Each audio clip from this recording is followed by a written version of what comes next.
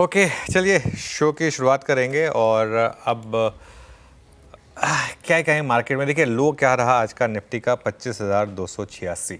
अब हमें 25,340 पर। तो 9 दिनों के बाद निफ्टी ने फाइनली एक लोअर लो बनाया। देखिए एक दिन लगना था, ये हमने बात भी की थी कि एक दिन तो ट्रेलिंग स्टॉप लॉस लगेगा, हो सकता है आज ही लग जाए। अगर लग भी गया तो भी कोई बड़ी बात नहीं है, वो ट्रेलिंग स्टॉप लगा, लॉन्ग से बाहर हुए, कोई दिक्कत नहीं। अब देखते हैं नेक्स्ट स्विंग कब मिलेगी। आज बैंक निफ्टी में भी थोड़ा सा सेलिंग प्रेशर देखने को मिला। इनफैक्ट निफ्टी में तो रिकवरी आई है, बैंक निफ्टी में भी थोड़ी रिकवरी है, लेकिन अभी भी बैंक निफ्टी करीब करीब ½ % नीचे है। लेकिन मिड कैप और स्मॉल कैप ने आज फिर आउट परफॉर्म किया है। ये एक अच्छी चीज़ है क्योंकि ब्रेड्थ जो है मोर और लेस पॉजिटिव रही है पूरे दिन। और खास तौर से अगर आप देखें मिड कैप्स, वहाँ पर आउट परफॉर्मेंस है। ऑब्वियसली एक बड़ा फैक्टर रहा है अदानी ग्रुप। आज सुबह हमने बात भी की थी कि आज अदानी ग्रुप में शायद एक तूफानी तेज़ी हो, और वो हुआ भी। अदानी ग्रुप स्टॉक्स में एक शानदार रैली आपको देखने को मिली, और ख़ास तौर से पहले 15 मिनट की प्रॉफिट बुकिंग के बाद आखिरी के कुछ 1-1.5 घंटे में शानदार मूव्स आए। वोडा आइडिया में उछाल जरूर आया, लेकिन थोड़ा सा ऊपर से ठंडा पड़ा। Let's wait and watch. Actually थोड़ा सा ऐसे की सुनवाई के बाद उछाल आया, लेकिन ऊपर से थोड़ा ठंडा पड़ा, इसको ऐसे लिखना चाहिए था, लेकिन कोई बात नहीं। जो भी है मूव तो है स्टॉक में करीब करीब 7% ऊपर। लेट्स वेट एंड वॉच आखिरी के 1.5 घंटे में कैसा रहेगा मार्केट का मूड माहौल। Shreya Veeru, good afternoon. Good afternoon. बिल्कुल आखिरी का 1.5 घंटा कैसे रहेगा, दिशा क्या तय होगी मार्केट की, सब पे चर्चा करेंगे। लेकिन क्लियरली आज अच्छी खासी रैली के बाद मार्केट थोड़ा थका तो ज़रूर है। लाल निशान पर निफ्टी और बैंक निफ्टी, लेकिन मिड कैप से जैसा कि आप जिक्र कर रहे थे साथ मिलता हुआ नजर आया, इसलिए ब्रेथ फिर भी अच्छी है मार्केट की। और आज का अभी तक का sector of the day PSUs bank सुबह से ही चल रहे थे, वहाँ पे शानदार रैली। लेकिन जिस तरीके से आज गिरावट आई निफ्टी बैंक निफ्टी में, स्वाभाविक सी बात है, एक तरफा चले थे तो थोड़ा थकना थमना ज़रूरी था। टेक्सचर अब इन लेवल्स पे कैसा लग रहा है मार्केट का, अब यहाँ से कौन से लेवल्स होंगे इंपॉर्टेंट जो सबको ध्यान में रखना चाहिए? देखिए टेक्सचर तो अभी भी मजबूती का ही है श्रेया। अब इशू क्या है, मार्केट में ट्रेलिंग स्टॉप लॉस जरूर लगा है, लेकिन शॉर्ट नहीं ट्रिगर हुआ है। आई थिंक थोड़ा सा लोगों को एक इस चीज़ की अंडरस्टैंडिंग होनी चाहिए कि एक होता है कि आप अपने प्रॉफिट्स को बुक करें, मार्केट अगर एक पर्टिकुलर लेवल तोड़े, लेकिन ट्रेड अभी भी लॉन्ग साइड की है। मौका आपको गिरावट में खरीदारी का ही ढूंढना है। अब वो कहाँ तक रुक जाएगी, आज का लो 25,286 है, हम यहीं रुक जाएंगे या 25,200 तक जाएंगे या 25,150 तक जाएंगे, ये हम नहीं कह सकते। लेकिन धीरे धीरे 25,200 तक की हर डिक्लाइन में आपको बाइंग करनी है, 25,000 का एक स्टॉप लॉस रखना है। ये एक मोटा मोटी निफ्टी की बात है, मैं एग्जैक्ट लेवल से कुछ देर में आऊँगा। लेकिन एक अगर पोजिशनली अगर आपने पिछली रैली मिस की है तो ये एक व्यू रहेगा कि अब ये डिक्लाइन है। अब हो सकता है एक दिन की डिक्लाइन हो सकता है एक दिन भी पूरी डिक्लाइन ना हो, आखिरी के 1.5 घंटे में फिर रिकवरी आ जाए, या फिर मंडे ट्यूसडे को 1-2 और दिन आपको थोड़े से ठंडे मिल जाएं। ये थोड़ा सा कंजेक्चर की बात है, लेकिन व्यू यही है कि 25,200 तक की कोई भी डिक्लाइन धीरे धीरे बाय करके 25,000 का स्टॉप। मोमेंटम इंटैक्ट है मार्केट में, आज बस ये प्रॉफिट बुकिंग है, इससे ज़्यादा कुछ नहीं है। सपोर्ट, पहला सपोर्ट 25,250 से 25,300 का है, जहां पर आज देखें आपका आज का लो भी है। और फिर बड़ा सपोर्ट 25,150 से 25,200 पर। एक चीज़ क्लियर है, अभी के लिए 25,450 से 25,500 में रेजिस्टेंस है। मेरा ये मानना है कि जिस दिन ये क्रॉस होगा उस दिन आपको एक बड़ा मूव मिलेगा, और वो 25,800 से 26,000 का मूव शुरू होगा। तो इसके लिए ये निफ्टी की बात हो गई। अच्छा, रेजिस्टेंस शायद नहीं बनाया, कोई बात नहीं। 25,450 से 25,500 की रेजिस्टेंस है। बैंक निफ्टी की जहाँ तक बात है, बैंक निफ्टी में सपोर्ट है आपका 55,000 से 55,200 पर, और आज का लो था करीब 55,350, और रेजिस्टेंस है 55,800 से करीब करीब 56,000 के बीच में। चलिए ये हो गई ओवरऑल चर्चा। वीरू के पास चलते हैं और जानते हैं आज एफएनओ में क्या इंटरेस्टिंग रहा। Veeru, good afternoon. जय अनुज, गुड आफ्टरनून। देखिए अभी हालांकि इस वक्त एक रियल स्टेट और एंसिलरी स्पेस, इन दो चीज़ों में बड़ा अच्छा मूव आ रहा है। पहला स्टॉक में रखूंगा जहां पे मुझे पुट राइटर्स का बड़ा कन्विक्शन दिखाई दे रहा है। पहला स्टॉक लेके आइए पुट राइटर्स, जहां पे आश्वस्त हैं ट्रेजेक्ट्री के बाइसेक्ट होने का और ऊपर निकलने का। पहला स्टॉक लेके आइए, दैट्स केईआई इंडस्ट्रीज। 4209 पे भाव लिख रहा हूँ आपकी स्क्रीन पे, और ये इस वक्त डे हाई पर, और ये इस वक्त ट्रेड कर रहा है 27 जनवरी 2025 के बाद अब तक की हाईएस्ट ट्रेजेक्ट्री पे। सुबह शॉर्ट कवरिंग का फेज था, अब 0.11% ओआई बिल्डअप हुआ। और एक और चीज़, ये था 24 जनवरी का ब्रेकडाउन पॉइंट जब 100 EMA टूटा था, तो उस प्राइस को, उस पॉइंट को रीगेन करता हुआ के इंडस्ट्रीज डे हाई। दूसरा स्टॉक रखूंगा आपकी स्क्रीन पे जहां पे अभी भी स्ट्रेंथ नजर आ रही है, रत्ती भर कोई कमी नहीं है, and that's Canara bank in the PSU banking basket. इस वक्त क्यों, सुबह भी बहुत स्ट्रांग था, बट 118 रुपए का जो प्राइस है इसका 6 जून का स्विंग हाई है।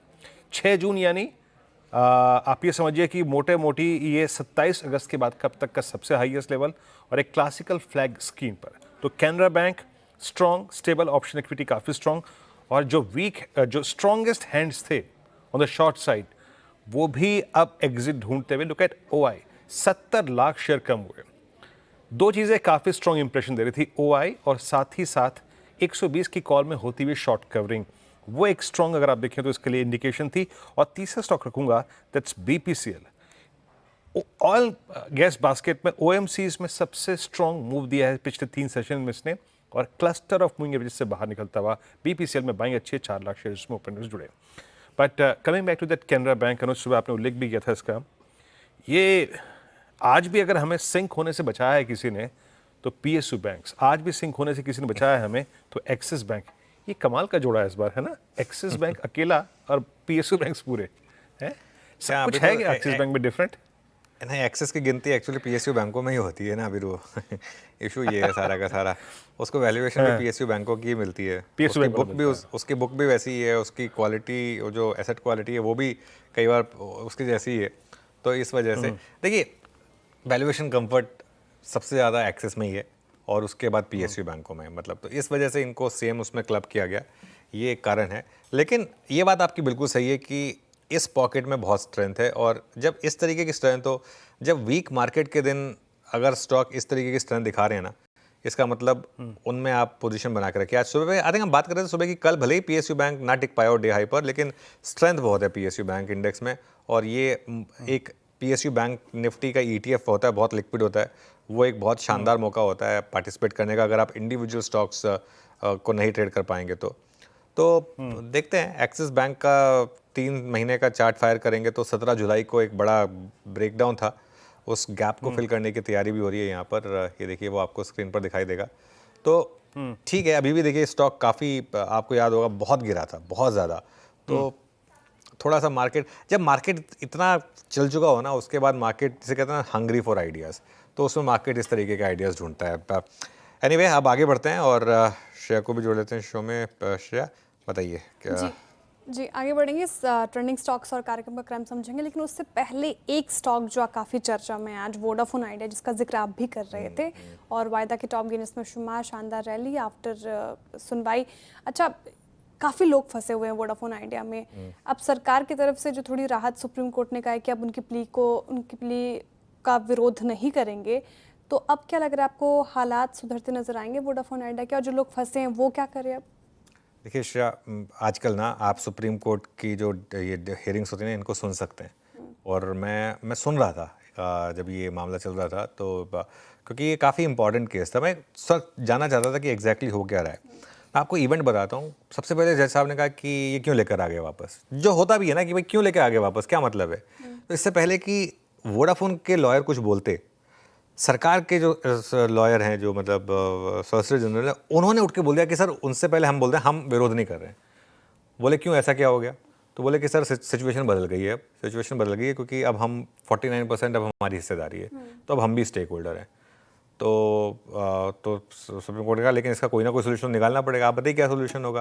बोले नहीं, अगर आप अलाउ करेंगे तभी हम कोई सोल्यूशन लाएंगे, हम अगले हफ्ते, आप हमको डेट दे दीजिए अगले फ्राइडे की। तो उन्होंने अगले फ्राइडे की डेट दे दी। अच्छा, ये स्टॉक ऑलरेडी चल चुका है, इस उम्मीद में कि कुछ ना कुछ शायद रिलीफ मिलेगा। 6 रुपये का था 1 महीने पहले तक, 1 महीने तक मार्केट भी ख़राब था, अब वो 6 रुपये वाला बढ़कर 8.5 रुपये तक तो आ चुका है करीब 1 महीने में, करीब ये स्टॉक 27% के करीब भागा है। अब होप ट्रेड यहाँ बिल्ड होगी कि कुछ ना कुछ, देखिए सरकार ने जब इतना बात रखी है तो कुछ ना कुछ तो वो सोच ही रहे होंगे, और लेकिन कोर्ट की इजाज़त के बिना कुछ नहीं हो सकता। तो जो भी लेकर आएंगे उसमें इंडिपेंडेंटली कोर्ट अगर वो व्यू लेगा कि हाँ वाकई में आपकी इस बात में दम है और 3 प्लेयर हमें चाहिए, इस कंट्री को ज़रूरत है, कैसे इसको हम वो करें एजीआर के मामले को, क्या मोरेटोरियम ही बढ़ाएं या फिर कुछ रिलीफ दें, ये सब चीज़ें जो है ना आगे जाकर आएंगी। तो वेट एंड वॉच। लेकिन एक रिलीफ रैली प्ले आउट हुई है। मेरा मानना ये है कि अगर देखिए, हमने तो बहुत पहले से व्यू लिया था कि निकल जाइए, 16-17 से व्यू था, उसके बाद से बहुत लोग फंसे रहे। अगर आपने इतनी पेन झेल ली है तो अब एक हफ्ता और दे के देख लीजिए। अगर आपने वो लिया और पेन झेली हुई, अब एक हफ्ता और दे के देख लीजिए, हो सकता है वाकई में कुछ रिलीफ निकल कर आ जाए अगले फ्राइडे, वरना फिर जो भी रेट होगा 7, 7.5, 8, 8.5 उसमें निकलें। हाँ, लेकिन अगर कुछ भी रिलीफ आता है, कुछ भी होता है और अगर आपको आपका एफ का प्राइस वापस मिलता है तो बस फिर नमस्कार करिए और बोलिए कि चलिए ठीक है, गलती माफ़, और अब मैं इससे बाहर निकलता हूँ। ये मेरा भी होगा वोडाफोन आइडिया पर। ओके, वोडाफोन पे ये व्यू 26 सितंबर यानी कि 26 सितंबर को क्या कुछ बड़े डेवलपमेंट्स होते हैं वो देखने वाली बात होगी, लेकिन फिलहाल एक व्यू वोडाफोन आइडिया पर आपके लिए लेकर आए। चलिए आगे बढ़ते हैं और ट्रेंडिंग स्टॉक्स की बात करते हैं। मार्केट हल्का सा आज गिरा, तो कहाँ ज़्यादा डेंट पड़ा है, आज वहाँ से शुरुआत होगी। कहाँ मुनाफे वसूली देखने को मिली, आपके स्क्रीन पर इस वक्त वो सारे स्टॉक्स आएंगे। HCL टेक आज थोड़ा आप देखिए IT बैकफुट पर, ये गिर गया 1.5%। टाइटन लगातार सुबह से यहाँ पर कमजोरी देखने को मिल रही है, 1% से ज़्यादा की गिरावट यहाँ पे। ICICI बैंक बैकफुट पर 1.5% की गिरावट। नेस्ले इंडिया FMCG पैक में दबाव है ही, 1% के करीब करीब ये गिर गया। इसके अलावा कहाँ और ज़्यादा हमें डेंट पड़ता हुआ नजर आया, मनप्पुरम फाइनेंस काफ़ी रैली के बाद यहाँ पर मुनाफा वसूली आज देखने को मिल रही है 2%। कि आप KPIT टेक थोड़ा फिसला है 1% के करीब करीब। डिलीवरी का इनफैक्ट KPIT टेक और डिलीवरी में शानदार रैली, लेकिन आज मुनाफा वसूली देखने को मिल रही है 1.5% के करीब करीब। और टू इन्वेस्टमेंट्स भी अच्छा चल के आज थोड़ा गिर कर रहा है कारोबार, लगभग 2% के करीब करीब। लेकिन कहाँ आज सबसे ज़्यादा तेज़ी होती हुई नजर आई, अडानी ग्रुप के सभी स्टॉक्स आपको गेनर्स में शुमार दिखेंगे। Adani enterprises, Adani ports, Adani enterprises लगभग 6% अप, अडानी पोर्ट्स 1.5% की तेज़ी के साथ कर रहे हैं कारोबार। इसके अलावा एशियन पेंट्स बढ़ गया 1% और श्रीराम फाइनेंस ये भी आज सुबह से तेज़, इसलिए 1.5% की तेज़ी यहाँ पे भी देखने को मिलेगी। Again Adani green, Adani energy solutions 7%, Adani green चढ़ गया 8%। इनफैक्ट अडानी एनर्जी सोल्यूशन आप देखिए 6%। वोडाफोन आइडिया जो हम डिस्कस भी कर रहे थे, सरकार की तरफ से थोड़ी सी राहत, 6.5% के करीब करीब ये भागा। और सम्मान कैपिटल भी लगातार तेज है, 2.5% से 3.25% के करीब करीब यहाँ पे तेजी देखने को मिलेगी। चलिए अब आगे बढ़ते शो में और कार्यक्रम का क्रम समझा देती हूँ। कार्यक्रम में AUM कैपिटल के राजेश अग्रवाल जी होंगे हमारे साथ फंडामेंटल राय के लिए। टेक्निकल कॉल्स रहेंगे हम प्रकाश काबा, मानस जायसवाल, राजेश सातपुते, कविता जैन, रचना वैद्य और सोमिल मेहता जी से। 2:15 पर वोडाफोन आइडिया पर खबर लेकर आएंगे असीम मनचंदा। 2:20 पर यतिन मुता बताएंगे अडानी ग्रुप के शेयरों में जोरदार तेजी क्यों है। फिर 2:30 बजे FTSE और सेंसेक्स की रीबैलेंसिंग पर डिटेल देंगे यतिन मोता ही। 2:50 पर मार्केट बिग वॉइस में हमारे साथ जुड़ेंगे एलिक्सर इक्विटीज़ के डायरेक्टर दीपन मेहता जी। 3:05 पर डीलिंग रूम चेक, 3:10 पर एनर्जी से कल के लिए स्ट्रैटेजी यानी मंडे के लिए स्ट्रैटेजी, 3:15 पर BTST STBT कॉल्स और साथ ही 3:20 पर कंचन नौटियाल आपको अगले हफ्ते के ट्रिगर्स बताएंगी। चलिए, पैनल तैयार है हमारा और शुरुआत करेंगे अब हम ट्रेड्स की। गुड आफ्टरनून आप सभी को। गावा सर, इस समय की trade. Good afternoon to you और सभी पैनलिस्ट को भी गुड आफ्टरनून। स्टॉक का नाम है गोदरेज प्रॉपर्टीज। इसमें एक बहुत बढ़िया अपमूव मिला है आज और कह सकते हैं कि ये ट्रेड करे 2138 के आसपास, स्टॉक आएंगे 2125 का। पॉसिबल है कि 2200 तक जा सकता है। बिल्कुल गोदरेज प्रॉपर्टीज, इसका जो बार बना हुआ है हाई टाइम रे, एक रिवर्स क्लासिकल रिवर्सल बार बना हुआ है गोदरेज प्रॉपर्टीज। गोदरेज प्रॉपर्टीज भी स्ट्रॉन्ग मूव एक्सपेक्ट कर रहे हैं। डी हाई पर आके ट्रेड करता हूँ, मूव अच्छा है यहाँ पर। मानस, आपका कॉल क्या रहेगा इस वक्त का मानस? तो देखिए KEI में खरीदारी करने की राय रहेगी। KEI के पैटर्न देखेंगे तो हाई टॉप हायर बॉटम बन रहे हैं। एक फ्रेश ब्रेकआउट चार्ट्स पे देखने को मिला है, तो यहाँ पर अभी खरीदारी की जा सकती है।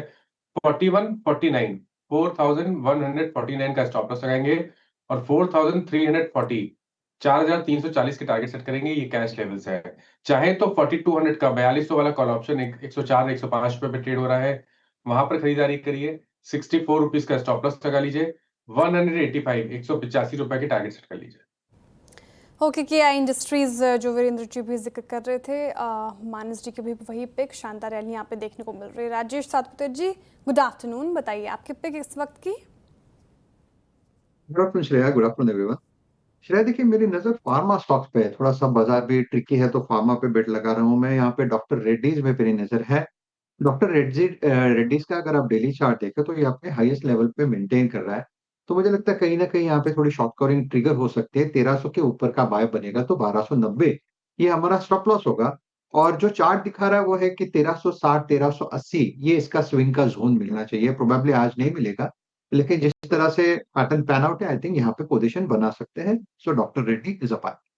Doctor Reddy's is a buy, ये हो गई। अब राजेश जी के pick. Rachna ji, good afternoon. Rachna ji, आपकी ट्रेड। जी गुड आफ्टरनून। मेरा ये मानना है कि आज अदानी ग्रुप के स्टॉक्स को नजरअंदाज नहीं करना चाहिए। यहाँ पे काफी सारे ऐसे सेटअप है, नाम है जहाँ पे आने वाले दिनों के लिए, महीनों के लिए भी एक मूवमेंट शुरू हो सकती है एंड बहुत बड़ी ट्रबल इनके पाथ में से गई है। हम बात करेंगे अदानी ग्रीन की स्पेसिफिकली, जो कि 1060 पे ट्रेड कर रहा है फ्यूचर्स। हम अगर इसको लॉन्ग करते हैं from an extreme short term perspective, पहले बात करेंगे तो 1040 का एसएल लगाना चाहिए और 2 to 4 डेज के हिसाब से इसमें 1100 का टारगेट लगाना चाहिए। तो शॉर्ट टर्म का ये ट्रेड हो गया। और एडिशनली अगर आप इसको थोड़े महीने के लिए होल्ड भी करना चाहे तो देयर इज अ चांस इसमें, इन दैट केस आपको 1000 पे एसएल लगाना चाहिए। और अगर 3 to 4 मंथ्स अगर आप देख सकते हैं इसको, तो 1250 और 1300 के टारगेट भी इसमें पॉसिबल है, क्योंकि यहाँ पे एक वीकली चार्ट पे काफी लंबी रेंज में से ब्रेकआउट हो रहा है। ओके अदानी ग्रीन्स आपकी कॉल है।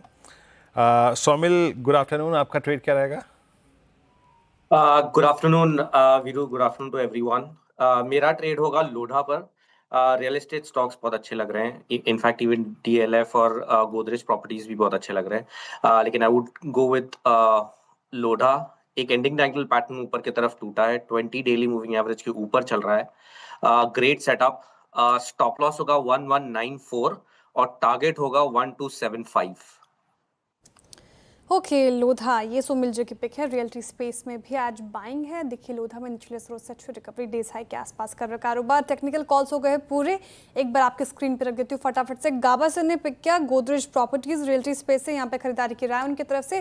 टारगेट और स्टॉप लॉस आपके स्क्रीन पर आएंगे, फटाफट से जॉट डाउन कर लीजिए। 2200 तक के टारगेट देख रहे हैं वो, 2125 का आपको स्टॉप लॉस मेंटेन करके चलना है। मानस जी को KEI इंडस्ट्रीज पसंद आ रहा है और 4200 का कॉल ऑप्शन भी ले सकते हैं आप यहाँ पे फिलहाल। 4340 के टारगेट देख रहे हैं वो, 4149 का आपको स्टॉप लॉस मेंटेन करना है। राजेश जी ने डॉक्टर रेड्डीज पिक किया फार्मा स्पेस से, वहाँ पर दमखम नजर आ रहा है उनको, और टारगेट 1380 तक के और 1290 का आपको स्टॉप लॉस मेंटेन करना है। रचना जी ने अदानी ग्रीन चुना है। अदानी ग्रुप के पूरे स्टॉक्स में अच्छी तेजी और अदानी ग्रीन यहाँ पर पसंद आ रहा है उनको। 1100 तक के टारगेट देख रहे हैं वो, 1040 का आपको स्टॉप लॉस मेंटेन करना है। सोमिल जी ने अभी अभी लोधा चुना, लोधा आपके स्क्रीन पर, और 1275 तक के टारगेट देख रहे हैं वो, 1194 का स्टॉप लॉस मेंटेन कीजिए। फंडामेंटल आइडिया के लिए पास चलते राजेश अग्रवाल जी के पास। राजेश अग्रवाल जी, गुड आफ्टरनून, स्वागत है आपका कार्यक्रम में। बताइए मार्केट में फिलहाल कौन से स्टॉक्स आपके रडार पर आए? गुड आफ्टरनून श्रेया जी, अनुज जी, वीरू जी, आपको भी नमस्कार, और जो पैनल में मित्रगण है सबको नमस्कार। स्टॉक्स के रडार की बात की जाए तो अभी जो हमारे टेक्निकल पैनल में मैंने देखा कि 2 जन ने तो रियल्टी स्टॉक दिया है और मानस ने KEI दिया है, जो एक तरीके से रियल्टी के एंसिलरी कही जा सकती। तो मुझे लगता है कि स्पेस पे ही ध्यान देना चाहिए और एशियन पेंट्स के साथ जाना चाहूंगा। इस हफ्ते, इस महीने स्टार पीरियड खत्म होने के बाद अगले महीने से त्योहारी सीजन चालू हो जाएगा, तो वहां से भी एक पॉजिटिव वाइब्स है। GST के जो रैशनलाइजेशन हुए उससे भी लगता है कंजम्पशन में बढ़त आएगी। और उसके अलावा कंपनी की बात की जाए तो टॉप की 10 डेकोरेटिव कंपनीज जो ग्लोबली है उसमें से एक इनका नाम आता है। 27 मैन्युफैक्चरिंग प्लांट्स है इनके। डिस्ट्रीब्यूशन नेटवर्क बहुत स्ट्रांग है, 1.6 लाख रिटेल स्टेशंस है। और मैनेजमेंट की जो कमेंट्री पिछली बार आई बहुत ऑप्टिमिस्टिक आई, क्योंकि उन्हें ये लगा कि वॉल्यूम में रिकवरी हो सकती है। अर्बन डिमांड तो बढ़ी हुई है ही, अच्छे मॉनसून की वजह से रूरल डिमांड में भी बढ़त की उम्मीद बनती है। और हमें लगता है कि जिस तरीके के करेक्शन टाइटेनियम डाइऑक्साइड, जो कि उनका एक मेजर रॉ मटेरियल है, वहां हुआ है, तो वो थोड़ा सा एब्जॉर्ब करेगा इनके जो मार्जिन्स प्रेशर था उसको। और इन सब चीजों के मध्य बीच में अगर आप देखें तो ऊपर से बहुत अच्छा करेक्ट हो चुका कंपटीशन वगैरह की खबरों के कारण से, और इस वक्त हमें लगता है बहुत स्वीट स्पॉट में है। छोटी अवधि में 2600 के टारगेट हो सकते हैं, लेकिन कोई साल भर तक रखता है तो 2700 2750 तक के टारगेट हो सकते हैं। एशियन पेंट्स 2505 पे आपकी कॉल। और जब एशियन पेंट्स की बात होती है ना, तो रंगों का जिक्र ना किया जाए ऐसा हो ही नहीं सकता। शायद कभी आप भोपाल में गई हैं? एक दुकान है वहाँ पे, भोपाल वस्त्र भंडार, गई हैं कभी? भोपाल गई थी मैं निवेश निर्णय के लिए वीरेंद्र जी, और बहुत अच्छी बस सिटी है, बहुत प्यारी वहीं सिटी है। आपको अनुज जी ने कच्चा दे दिया, क्योंकि वो गए थे शॉपिंग पे रचना जी के साथ। वहाँ एक ही थान हाँ, का रचना जी कपड़ा आई खरीदा थी। गया था। एक ही थान का कपड़ा था, शर्ट वही है दोनों, है ना अनुज? बिल्कुल कलर मैच कर रहा है। राजेश जी का थोड़ा सा हो गया, अदरवाइज राजेश जी भी मैच खाई जाते हैं, है ना? रचना देख रही हैं आप? सेम लग रहा है तीनों का। हाँ, रचना जी का और मेरा तो बिल्कुल खैर सेम काफी लग रहा मैच कर रहा है। हाँ, मैच कर रहा Shades है of बिल्कुल purple। बिल्कुल। कैसे अनुज? हाँ। पता नहीं, देखिए अगर ये हमारे वहीं यहाँ की पे शॉपिंग थी क्या? हमारे स्टाइलिस्ट टीम ने देख लिया था तो पहले ही हम में से किसी एक को तो बोल देते आप चेंज कर लीजिए। तो खैर पता नहीं था। लेकिन हाँ, काफी मैच कर रहा है। बट सही बोला, सही पकड़ा काफी आपने मैच वीरू। कर रहा है, काफी मैच कर रहा है। अच्छा, राजेश जी की शर्ट पे ब्लैक रंग की ये टाई भी बहुत अच्छी लग रही है, बहुत खूबसूरत लग रही है। बस संजोग है, लेकिन हाँ, बड़ा सुंदर संजोग है यहाँ पर। अच्छा राजेश जी, ये एक चीज़ आपसे पूछूं मैं, ये रियल स्टेट एंसिलरी में अभी ये मानस जी ने एक कॉल दी के इंडस्ट्रीज को, देखिए केबल्स एंड वायर सेगमेंट में अच्छा मूव पकड़ रहा है। आप पॉलीकैब को देखिए, आप पेस्टल को देखिए, आप के को देखिए। आप लोगों ने इस रियल स्टेट एंसिलरी स्पेस में होम इम्प्रूवमेंट में क्या लिया है, और इवन सेंचुरी प्लाई? देखिए अभी जो एशियन पेंट दिया है वो भी एक तरीका से रियल एस्टेट एंसिलरी है। इसके अलावा अगर बात किया जाए तो मैं समझता हूँ एस्ट्रल के साथ जाना चाहिए। बहुत शानदार कंपनी है, 2 डिवीजन है, प्लम्बिंग के और एडहेसिव के, जहाँ पर पेंट्स वगैरह में इनकी पहुंच बनी हुई है। 500 करोड़ के आसपास कंपनी में कैश पड़ा है।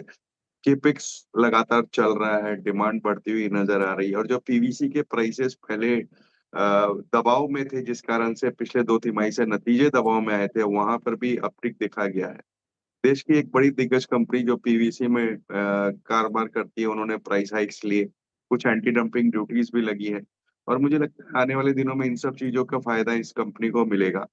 और ऊपर के लेवल से देखेंगे तो बहुत अच्छा करेक्ट कर चुका है, यहाँ से एक अच्छी अपसाइड दिखती ओके, चलिए बात करते हैं आज के one of the big movers of the day. जी हाँ, वोडाफोन आइडिया कुछ समय पहले तक F&O का टॉप गेनर था, अब थोड़ा सा कूल ऑफ हुआ है। इंट्राडे में 12% तक ऊपर गया था। वॉल्यूम देखिए आप, 236 करोड़ शेयर। जी हाँ, 236 करोड़ शेयर, मतलब इजीली आज का टॉप ट्रेडेड काउंटर।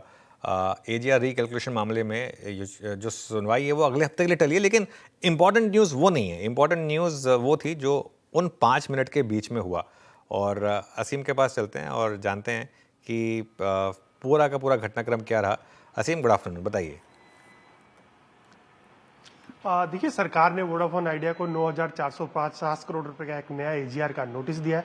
इसको लेकर के सुप्रीम कोर्ट में वोडाफोन आइडिया ने एक याचिका दायर की थी और इसे रिकैलकुलेट करने की मांग की थी।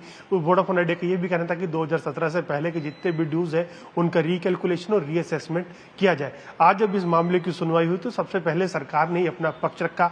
सरकार ने कहा कि हम इस याचिका का विरोध नहीं कर रहे हैं।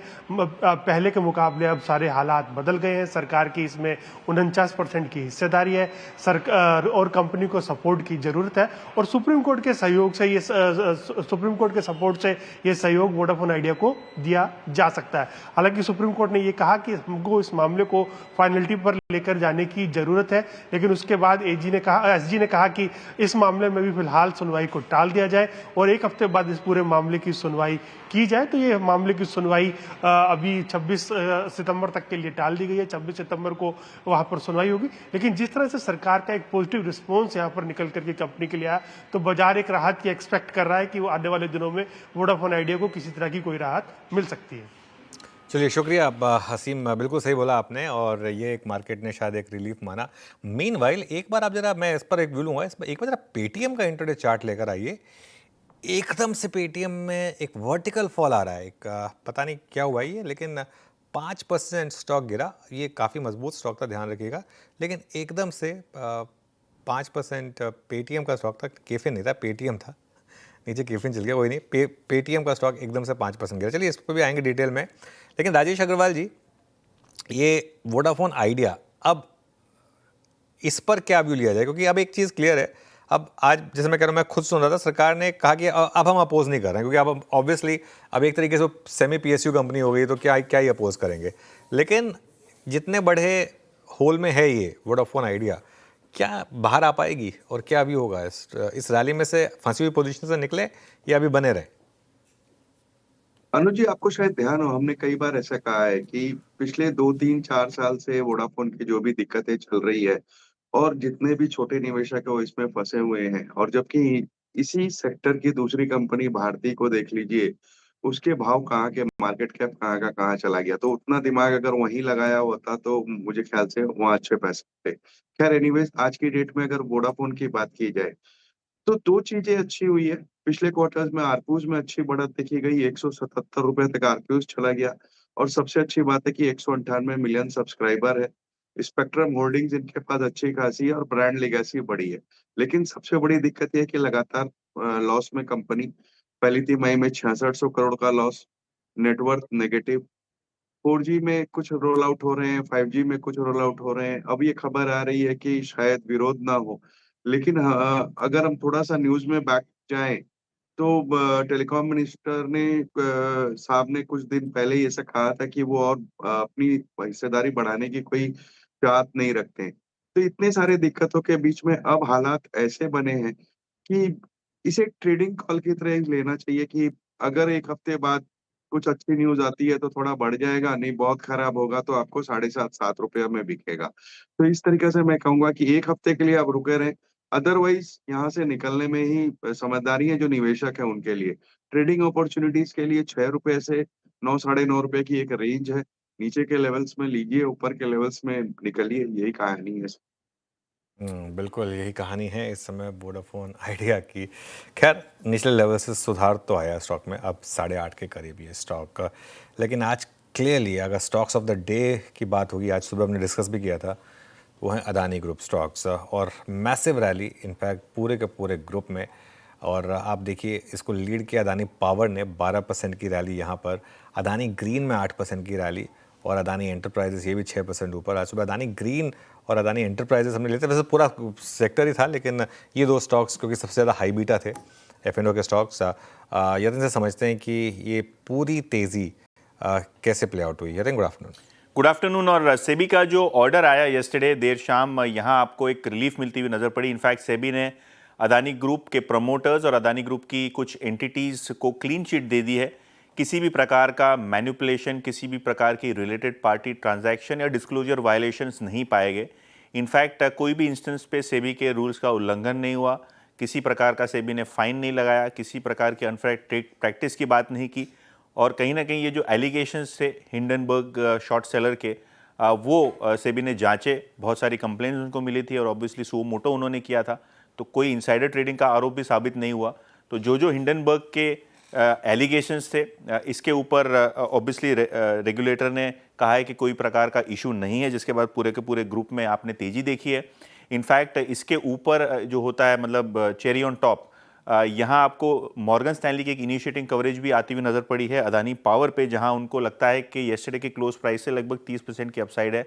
818 के टारगेट के साथ उन्होंने इनिशिएटिंग कवरेज अदानी पावर पे की है और उनको लगता है कि ज़्यादातर रेगुलेटरी इश्यूज कंपनी के सॉल्व हो गए हैं और कैपेसिटी आगे जाके लगभग 2.5 गुना और एबिटा 3 गुना बढ़ेगा। तो उनकी भी ये रिपोर्ट के बाद अदानी पावर के शेयर में लगभग 14-15% का उछाल आपने देखा है। शुक्रिया यतिन जी। बिल्कुल आज अडानी ग्रुप के स्टॉक्स फोकस में थे। शानदार रैली पूरे अक्रॉस द ग्रुप इनके हमें देखने को मिल रही है। ब्रोकरेजेस का भी थम्स अप आता हुआ और सेबी की तरफ से हिंडनबर्ग के सभी आरोपों को निराधार बताया गया, खंडन किया गया उस बात का और उसके बाद स्टॉक्स में मोमेंटम। अडानी ग्रीन, रचना जी आपने दी पिक और अच्छी रैली इस पर्टिकुलर काउंटर में। अडानी पार कैसा लग रहा है? ब्रोकरेजेस की तरफ से थम्स अप, 818 तक के टारगेट प्राइस आए हैं अडानी पार में, इसको भी रडार पे रखें क्या? जी बेसिकली ये एक सेंटिमेंट ड्रिवन मूव्स है अदानी ग्रुप में, तो मेरे हिसाब से पूरे ही ग्रुप पे उसका जो इम्पैक्ट है वो तो दिखना ही चाहिए and it should continue for many days to come. And additionally specifically Adani power का जो चार्ट है वो भी अपने आप में सुंदर है और यहाँ पे 713 पे अभी हम बैठे हुए हैं। ऑल चांसेस है कि हम यहाँ से 750 770 तक आउटराइटली नेक्स्ट 1 मंथ के अंदर जा सकते हैं। जी, अदानी पावर आपके स्क्रीन पे। अच्छा, मीनवाइल हम टेलीकॉम में काफ़ी हद तक आइडिया की बात कर रहे थे और सरकार ने जो और सॉलिसिटर जनरल ने जो अपना व्यू रखा है, हालांकि सुनवाई अगली शुक्रवार को होनी है, बट टेलीकॉम में आप दूसरी तरफ देखिए भारती एयरटेल को। अब भारती एयरटेल क्या कर रहा है? एक बड़ी अंडर परफॉर्मेंस के बाद दरअसल भारती ने करंट स्विंग में 24,800 से 25,500 सिंगल डे पार्टिसिपेट नहीं किया, लेकिन आज पार्टिसिपेट कर रहा है with clear cut range breakout 14 जुलाई के बाद अब तक की सबसे हाईएस्ट ट्रिप पे। सौमिल, ये भारती पे आपका टेक, कोई सेंस बन रहा है यहाँ पे कोई ट्रेड लेने का? बिल्कुल, भारती पे बहुत समय से वी बीन बुलिश और यहाँ पे हमारे रिपोर्ट में भी ये भारती को ऐड किया था, इनफैक्ट इवन एलएनटी को ऐड किया था। Bharti is one of our top picks. यहाँ से मुझे लगता है कि पोजिशनली 1870 पे एक स्टॉप लॉस लग के ऊपर में जो पहला टारगेट है वो 2040 का रहेगा और उसके ऊपर 2170 के दूसरे टारगेट्स हैं। इसमें एक कंसोलिडेशन इस समय चल रहा है और आज मुझे लगता है कि ये ब्रेकआउट ऑलरेडी हो गया है और यहाँ से हाई टॉप हाई बॉटम बनना शुरू हुआ है। वीकली में भी जो प्रीवियस स्विंग हाई था वो निकाला है, so it's a great buy. Short term, medium term दोनों ही व्यू पॉजिटिव है। ओके, दोनों ही व्यू पॉजिटिव हैं इस समय। चलिए अब आगे बढ़ते हैं और टॉप कैश कॉल्स का समय हुआ। गाबा सर, राजेश सतपथे जी और सौमिल मेहता जी हमारे साथ हैं। गाबा सर, बताइए आपका कैश कॉल। आई थिंक मेरा ध्यान है एक्चुअली इप्का लैब पर। काफी हद तक इप्का लैब अच्छा लग रहा है, ट्रेड कर रहा है 1361 के आसपास। स्टॉप लगाना चाहिए 1352, ज्यादा नहीं। टारगेट 1400 पॉसिबल है इप्का लैब। इप्का लैब, गाबा सर के पिक कैश कॉल के लिए। सुमिल जी, कैश कॉल के लिए कौन सा स्टॉक आप सुझाएंगे? मेरा कैश कॉल होगा PCBL पर। एक फ्लैग पैटर्न बना है जो ऊपर की तरफ टूट रहा है इस समय और 200 डेली मूविंग एवरेज को कट कर रहा है प्राइसेस। सो यहाँ से मुझे लगता है कि बहुत अच्छे मूव्स आ सकते हैं, बहुत शार्प मूव्स आ सकते हैं। Stop loss would be 384, target would be 420। Okay, Saumil ji का ट्रेड है PCBL। राजेश सतपथे जी, आपका ट्रेड क्या रहेगा? जी देखिए, रेडिंगटन लिमिटेड ये मेरा पिक रहेगा। सुबह एक अच्छा मूव मिला और मूव के बाद ये कंसोलिडेट हो रहा है, तो थोड़ा यहाँ पे आप कह सकते हैं एक स्विंग ट्रेडिंग अपॉर्चुनिटी मिल रही है। 304 के आसपास करंट प्राइस है, 300 के ऊपर का बाय दिख रहा है यहाँ पे। तो स्टॉप लॉस होगा 296 का और रेडिंगटन लिमिटेड बाय करे। मेरे हिसाब से इसका जो स्विंग का टारगेट होना चाहिए for the day, that should be 320 plus. चलिए अब एक काम करते हैं, आगे बढ़ते हैं। फुटसी और सेंसेक्स की आज रीबैलेंसिंग होगी। इसमें किसकी होगी एंट्री, साथ ही किसका वेटेज बढ़ेगा? यतिन से एक बार फिर समझ लेते हैं। यतिन, बताइए कौन से स्टॉक्स फोकस में रहेंगे? जी, तो सबसे पहले FTSE की बात करते हैं और अनाउंसमेंट देखिए ऑलरेडी आ गया है FTSE और सेंसेक्स रीबैलेंसिंग का। तो आज वो आखिर के आधे घंटे में बहुत सारी ट्रेडिंग आपको एक्टिविटी नजर पड़ेगी, ब्लॉक डील्स होती हुई नजर पड़ेंगी। और सबसे पहले अगर हम बात करें तो जो ऑल वर्ल्ड इंडेक्स है, इसमें बहुत सारे स्टॉक्स में वेटेज बढ़ रहा है और बहुत सारे स्टॉक्स में इंक्लूजन भी है। तो MCX, JK सीमेंट जैसी बात करें तो ये सब शेयर्स शामिल होंगे। और अगर हम फ्लोज के बेसिस पे देखें तो MCX, JK cement, Godfrey Phillips, Narayana और रुदाला जैसे काउंटर्स में 5 से 10 मिलियन डॉलर्स के बीच की बाइंग, कई स्टॉक्स में आपको 5 मिलियन डॉलर्स की बाइंग दिखाई पड़ेगी। और अगर हम बात करें MCX और JK सीमेंट, तो ये दोनों स्टॉक्स में पर्टिकुलरली फोकस पर रहेगा क्योंकि यहाँ काफ़ी अच्छी ट्रेडिंग एक्टिविटी है। इसके अलावा IOB, नारायण रुदाले जैसे काउंटर्स में भी आपको नजरें रखनी है, जहां आखिर के आधे घंटे में रीबैलेंसिंग होती हुई नजर पड़ेगी। इसके अलावा सेंसेक्स की भी रीबैलेंसिंग होगी और 3 स्टॉक्स है जहां आपको वेटेज ऊपर होता हुआ नजर पड़ेगा। सबसे पहले भारती एयरटेल, जहां 5 करोड़ डॉलर्स की बाइंग, और ITC और बजाज फिनसर्व जैसे काउंटर्स में भी आपको 2 से 3 करोड़ डॉलर्स के आसपास की बाइंग दिखाई देगी। तो 200-300 करोड़ के पर स्टॉक बेसिस पे आपको ब्लॉक्स होते हुए दिखेंगे, वॉल्यूम होता हुआ दिखेगा। खासकर ये 3 स्टॉक्स भारती एयरटेल, ITC, बजाज फिनसर्व, इन पे भी नजरें बनाए रखें। ओके, चलिए तो ये कुछ स्टॉक्स हैं जिन पर आपको नज़रें बनाकर रखनी है। शुक्रिया यतिन। अब एक काम करते हैं, थोड़ा सा आगे बढ़ते हैं, कुछ और स्टॉक्स की तरफ देखते हैं जरा, जहाँ पर अच्छे मूव्स आ रहे हैं क्लियरली। राजेश अग्रवाल जी, ये एक्सिस बैंक ने पिछले कुछ दिनों में क्या खुराक खाई है आपके हिसाब से, और क्या व्यू होगा इस स्टॉक पर? देखिए, बुलिश व्यू है। पिछले बार जो नतीजे आए थोड़े दबाव में आए, उसके बाद गिरावट देखी गई। लेकिन अगर आप देखो तो एसेट क्वालिटी में सुधार आया था, NIM स्टेबल हुए थे और मुझे लगता है कि वैल्यूएशन पैरामीटर्स में अगर दूसरे जो लिस्टेड प्लेयर्स हैं, खास करके प्राइवेट सेक्टर में, उनसे अगर देखें तो एक गैप है। तो यहाँ पे हमारा अनुमान है ये स्टॉक 1220, 1225 तक जाता हुआ दिखता है अगले 1 क्वार्टर। ओके, एक्सिस बैंक, क्योंकि बैंक्स की बात कर रहे हैं और PSU बैंक्स में अच्छी खासी हमें मोमेंटम देखने को मिल रही है और SBI पे लगातार चर्चा भी करते हैं। सबसे ज़्यादा सवाल अगर आप देखें तो दर्शकों के SBI पे होते हैं।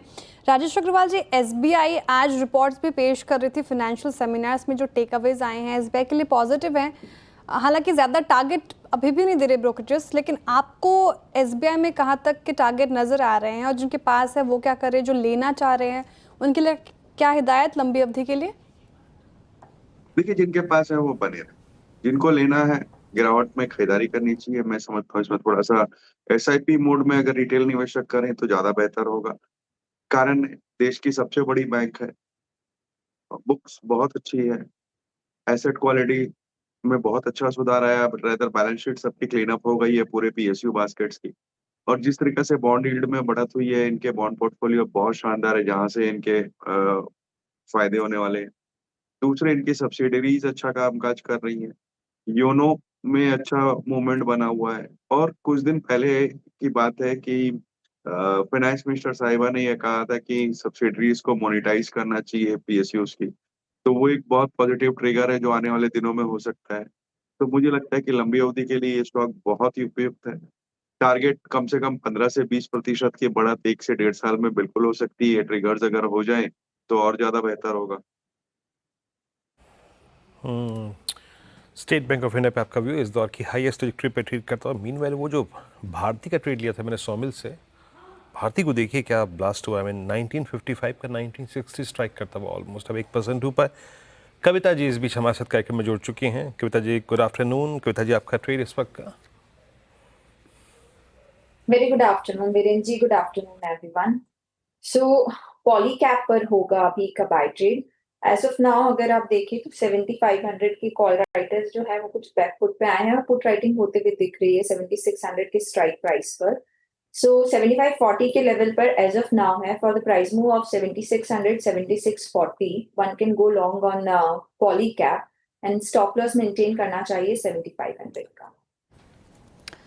ओके, पॉलीकैप पर कविता जी का व्यू कल भी उन्होंने सुझाया था और शानदार रैली कल से ही अगर आप देखिए पॉलीकैप में हमें देखने को मिल रही डेज हाई के आसपास 1.5% की तेजी के साथ कर रहा कारोबार। चलिए अब वक्त हो रहा है धमाकेदार ऑप्शन का। धमाकेदार ऑप्शन के लिए हमारे साथ है मैनेजर इस बार रचना वैद्य जी और कविता जैन जी। मैनेजर जी बताइए आपका धमाकेदार ऑप्शन। तो देखिए, आयशर मोटर्स पे कॉल ऑप्शन में खरीदारी करनी है। कंसोलिडेशन के बाद स्टॉक बाहर निकला है। आई थिंक यहाँ से भी करीब करीब 200 रुपए का आपको देखने को मिल सकता है। तो आयशर मोटर्स का 7000 वाला कॉल ऑप्शन ले सकते हैं। करंट प्राइस इस ऑप्शन में करीब 95 रुपीज के आसपास ट्रेड हो रहा है। इसमें आपको 70 रुपए 70 रुपीज के स्टॉप लॉस से खरीदारी करनी है और 150 रुपए 150 रुपए के टारगेट सेट करने हैं। ओके, चलिए Eicher Motors. Kavita ji good afternoon, बताइए आपका धमाकेदार ऑप्शन ट्रेड। आफ्टरनून अनुज जी। सो लोधा डेवलपर्स के 1240 के कॉल में आप ट्रेड ले सकते हैं। एज ऑफ नाउ 14 रुपीज की प्रीमियम पर ये ट्रेड कर रहा है with a stop loss of 10 rupees 50 पैसा। Upside move in a day और टू आते हुए देख सकते हैं 21-24 के। ओके, लोधा डेवलपर्स आपकी बाय कॉल है। आप चलते हैं रचना जी के पास। रचना जी आप क्या पिक कर रही हैं? जी, मेरी तरफ से एक्सिस बैंक का सी रहेगा जिसको हम बाय करेंगे 1140 का सी। और यहाँ पे एक आध घंटा जितना बचा है हमारे पास 14 पे है, ये 14.4 पे 13 का एसएल लगाएंगे इसमें। और आज के दिन के लिए इसका टारगेट हो सकता है 1600.5 तक का। एंड अगर कोई डिलीवरी इसमें कैरी करता है तो 20 तक का टारगेट लगा सकते हैं। ओके, ये हो गया एक्सिस बैंक रचना जी की पिक धमाकेदार ऑप्शन के लिए। अब बैंक्स में मोमेंटम और लगातार हम डिस्कस भी कर रहे हैं कुछ और स्टॉक्स जहां पर इनफैक्ट राजेश जी कल से हम आपसे ब्लू स्टार पर हिदायत ले रहे हैं। ब्लू स्टार एक बार रखेंगे स्क्रीन पर और फिलहाल निचले स्तरों से ब्लू स्टार में ठीक ठाक रिकवरी देखने को मिल रही है, निचले स्तर से ऊपर की तरफ आता हुआ। क्या किया जाए ब्लू स्टार में? श्रेया, मुझे लगता है फिलहाल तो होल्ड रखना चाहिए, क्योंकि अगर आप इसका डेटा भी देखें तो ओपन इंटरेस्ट में जंप है करीबन 3% और जो लेवल है वो इम्पोर्टेंट वो करीबन 1940 का है, जो कि इसका 10 DMA है। तो अगर किसी का पोजिशनल व्यू है तो डेफिनेटली मुझे लगता है 1940 के हिसाब से देखें तो यहाँ पे बने रहना चाहिए। अभी भी मैं मानता हूँ कि ये 2000 के ऊपर जाएगा, क्योंकि ओवरऑल अगर आप देखें स्ट्रक्चर देखें तो स्ट्रक्चर पे कोई डेट नहीं है, लेकिन आज जो मिला है that is just a pause. Okay, blue star 2000 के ऊपर तक के टारगेट देख रहे हैं राजेश जी जिनके पास हैं, वो भी फिलहाल होल्ड कीजिए। अब आगे बढ़ते हैं और एफआईज की डेटा की भी बात कर लेते हैं। एफआईज बाजार में लौटते दिख रहे हैं। अगस्त के मुकाबले सितंबर में कई सेक्टर्स में उनका निवेश बढ़ा है। वहीं कुछ और सेक्टर्स अगर आप देखें तो बिकवाली भी रही है, लेकिन कहाँ खरीदारी कर रहे हैं, वो कहाँ बेच रहे हैं, ये सब डेटा बताने के लिए हमारे साथ कंचन नौटियाल मौजूद हैं। कंचन, गुड आफ्टरनून, बताइए। जी डेफिनेटली जो एफआईएस की वापसी है हमें वो होती हुई मार्केट में दिखाई दे रही है। वीरू सर की भाषा में बोला जाए तो जो परदेसी है वो अब लौटते हुए यहाँ पे दिखाई दे रहे हैं। अगर हम सेक्टर स्पेसिफिक बात करें तो देखिए जो फिनेंशियल और आईटी सर्विसेज हैं वहाँ पे जो रुझान है वो हमें थोड़ा सा बदलता हुआ दिखाई दे रहा है। अगस्त में हमने देखा था कि यहाँ पे जो लार्ज नंबर ऑफ आउटफ्लो है वो देखा गया था, लेकिन सेंटिमेंट कहीं ना कहीं सुधरते हुए नजर आ रहे हैं। इनफैक्ट ऑटो की बात करी जाए, कैपिटल गुड्स, एफएमसीजी, यहाँ पे भी लगातार जो इनफ्लो है वो देखने को मिल रहा है। केमिकल में हालांकि थोड़ी सी हमें गिरावट देखने को मिली है और हेल्थ केयर और कंज्यूमर सर्विसेज भी यहाँ पे भी हमें एक फ्लिप आता हुआ दिखाई दिया है। अगस्त के सेकंड हाफ में यहाँ पे इनफ्लो था, लेकिन इन कंपैरिजन अब बात करी जाए तो यहाँ पे आउटफ्लो आ गया है। अगर आप आईटी का नंबर देखेंगे तो देखिए यहाँ पे क्या पिक्चर है। यहाँ पे हमें अगस्त के लास्ट लैग में देखने को मिला था करीब करीब 5,000 करोड़ का आउटफ्लो, लेकिन अब वो केवल गिर के रह गया है 228 करोड़ का। इसी तरीके से ऑटो में भी जो रुझान है वो बदलता हुआ दिखाई दिया है। एफएमसीजी में बाइंग आती हुई नजर आ रही है। फाइनेंशियल सर्विसेज का जो रुख है वो अच्छा खासा बदला है। करीबन 10,000 करोड़ की बिकवाली थी, उससे अब खरीदारी में जो एफआईआईज हैं वो लौट आए हैं। 185 करोड़ की यहाँ पे बाइंग हुई है। कैपिटल गुड्स का भी रुझान इस टाइम पे बाइंग साइड में बना हुआ है, लेकिन सेंटिमेंट थोड़े से वीक हुए हैं in comparison to last leg of August. आगे बढ़ते हैं और बाकी ये कुछ सेक्टर्स भी देखते हैं, जैसे कि consumer services, health care, reality, oil and gas. यहाँ पे जो रुझान है वो बिगड़ता हुआ हमें थोड़ा सा नजर आया है। इस टाइम पे अगर बात करी जाए हमें कंस्ट्रक्शन की, तो यहाँ पे एक जो सेंटिमेंट है वो न्यूट्रल है, लेकिन कंज्यूमर सर्विसेज यहाँ पे जो रुझान अगस्त के टाइम पे हमने देखा था वो नेगेटिव पॉजिटिव था, लेकिन इस टाइम पे नेगेटिव होता हुआ दिखाई दिया है। हेल्थ केयर में करीबन 700 करोड़ की खरीदारी थी, वो बिकवाली में बदल गई है। रियलिटी, ऑयल एंड गैस और टेलीकम्युनिकेशन की भी बात करी जाए तो यहाँ पे भी जो कंसर्न्स हैं बने हुए हैं, लेकिन अच्छी बात यह है कि जो फिनेंशियल और आईटी सर्विस जो मार्केट के लिए काफी ज्यादा ड्रामा बना हुआ था लास्ट कुछ टाइम में, वहां पे सेंटिमेंट्स पॉजिटिव है। ओके चलिए, तो ये कुछ एफआई की तरफ से जो डेटा अब हमें मिल रहे हैं, सेक्टर स्पेसिफिक डेटा, उस पर एक बातचीत हो गई। चार का चौका की शुरुआत कर लेते हैं। सस्ता ऑप्शन मानस जी से लेंगे, फिर चलेंगे राजेश सातपुते जी के पास एफएन सुपरस्टार के लिए, गाबा सर के पास चार्ट का चमत्कार ट्रेड के लिए, और राजेश अग्रवाल जी हैं हमारे साथ मिड कैप फंडा के लिए। तो मानस जी आप शुरुआत करें सस्ता ऑप्शन के साथ। तो देखिए, गोदरेज प्रॉपर्टीज के ऑप्शन में खरीदारी करनी है अनुज जी। यहाँ पर हाई टॉप हायर बॉटम बन रहे थे, स्टॉक अपने 50 डे मूविंग एवरेज के ऊपर निकला है। अब 100 डे मूविंग एवरेज को ब्रेक करके 200 डे मूविंग एवरेज की तरफ जाने की कोशिश कर रहा है। तो आई थिंक यहाँ पर 2150 के कॉल ऑप्शन में खरीदारी की जा सकती है। 39 रुपीज के आसपास ये ऑप्शन ट्रेड हो रहा है। करंट लेवल्स पे खरीदारी करेंगे। 24 का स्टॉप लॉस लगाना है और 70 रुपीज के टारगेट सेट करना है। ओके, गोदरेज प्रॉपर्टीज आपकी बाय कॉल। अब चलते हैं आज का एफएनओ सुपरस्टार पिक करने के लिए राजेश जी के पास। क्या पिक करें राजेश जी? वीरेंद्र जी देखिए, मैं लुपिन पे बात दूंगा। मुझे लगता है कि लुपिन में जिस तरह से पिछले 5 दिनों से 1 2 3 4 5 या पिछले 5 दिनों से ये जिस तरह से कंसोलिडेट कर रहा है, और कंसोलिडेशन के बाद भी ये आज जिस तरह से 2050 के ऊपर मेंटेन कर रहा है फ्यूचर, तो मुझे लगता है यहाँ पे एक अच्छी रैली मिलनी चाहिए। थोड़ा सा लो बीटा भी है, तो थोड़ा सेफ्टी भी देख रहा हूं मैं। तो 2060 पे लुपिन चल रहा है, 2050 के ऊपर पाया होगा, 2040 का स्टॉप लॉस होगा। इसका स्विंग का टारगेट है करीबन 2100 से लेके 2120 का।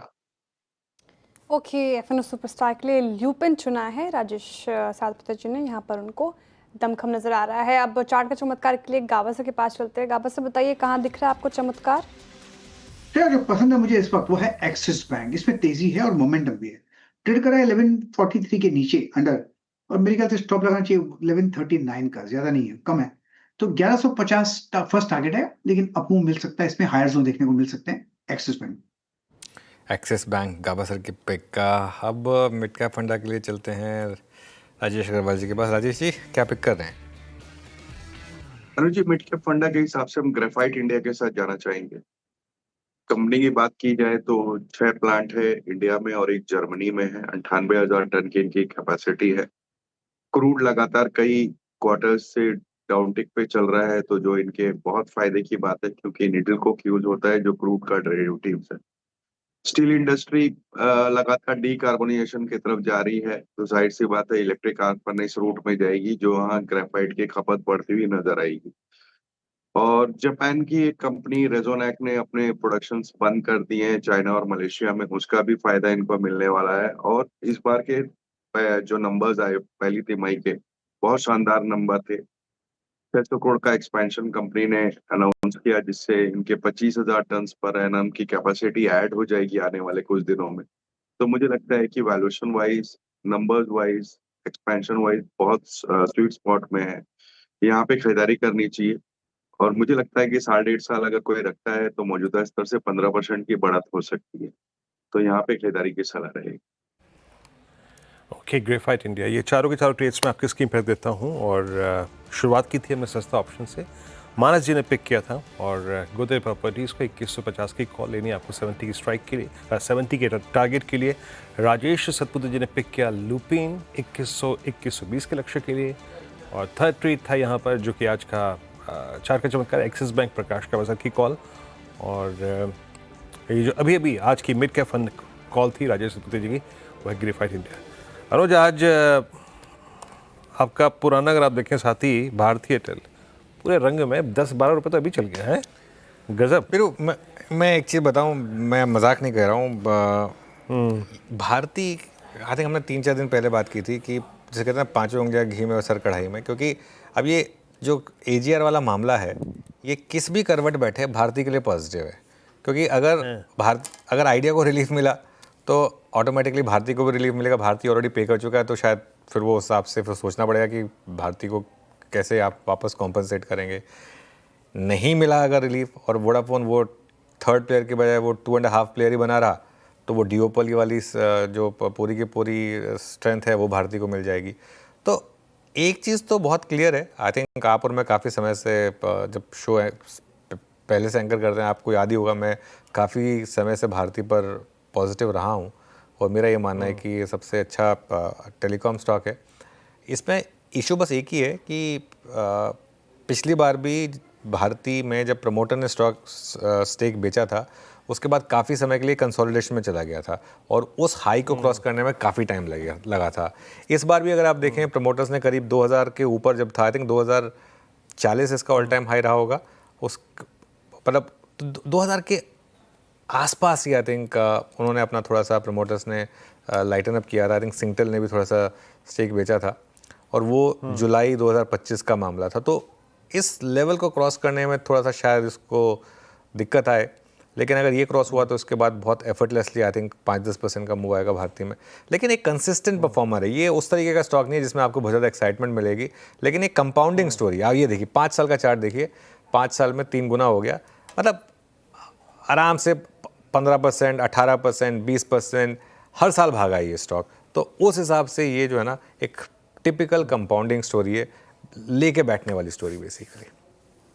जी हाँ, टिपिकल कंपाउंडिंग स्टोरी, लेके बैठने वाली स्टोरी। अरे अभी हमें कितने बात हुई थी, 1954 में बात हुई थी, हमने ट्रेड पकड़ा था। स्वामिल का वो ट्रेड लेके आइए प्लीज़ ज़रा।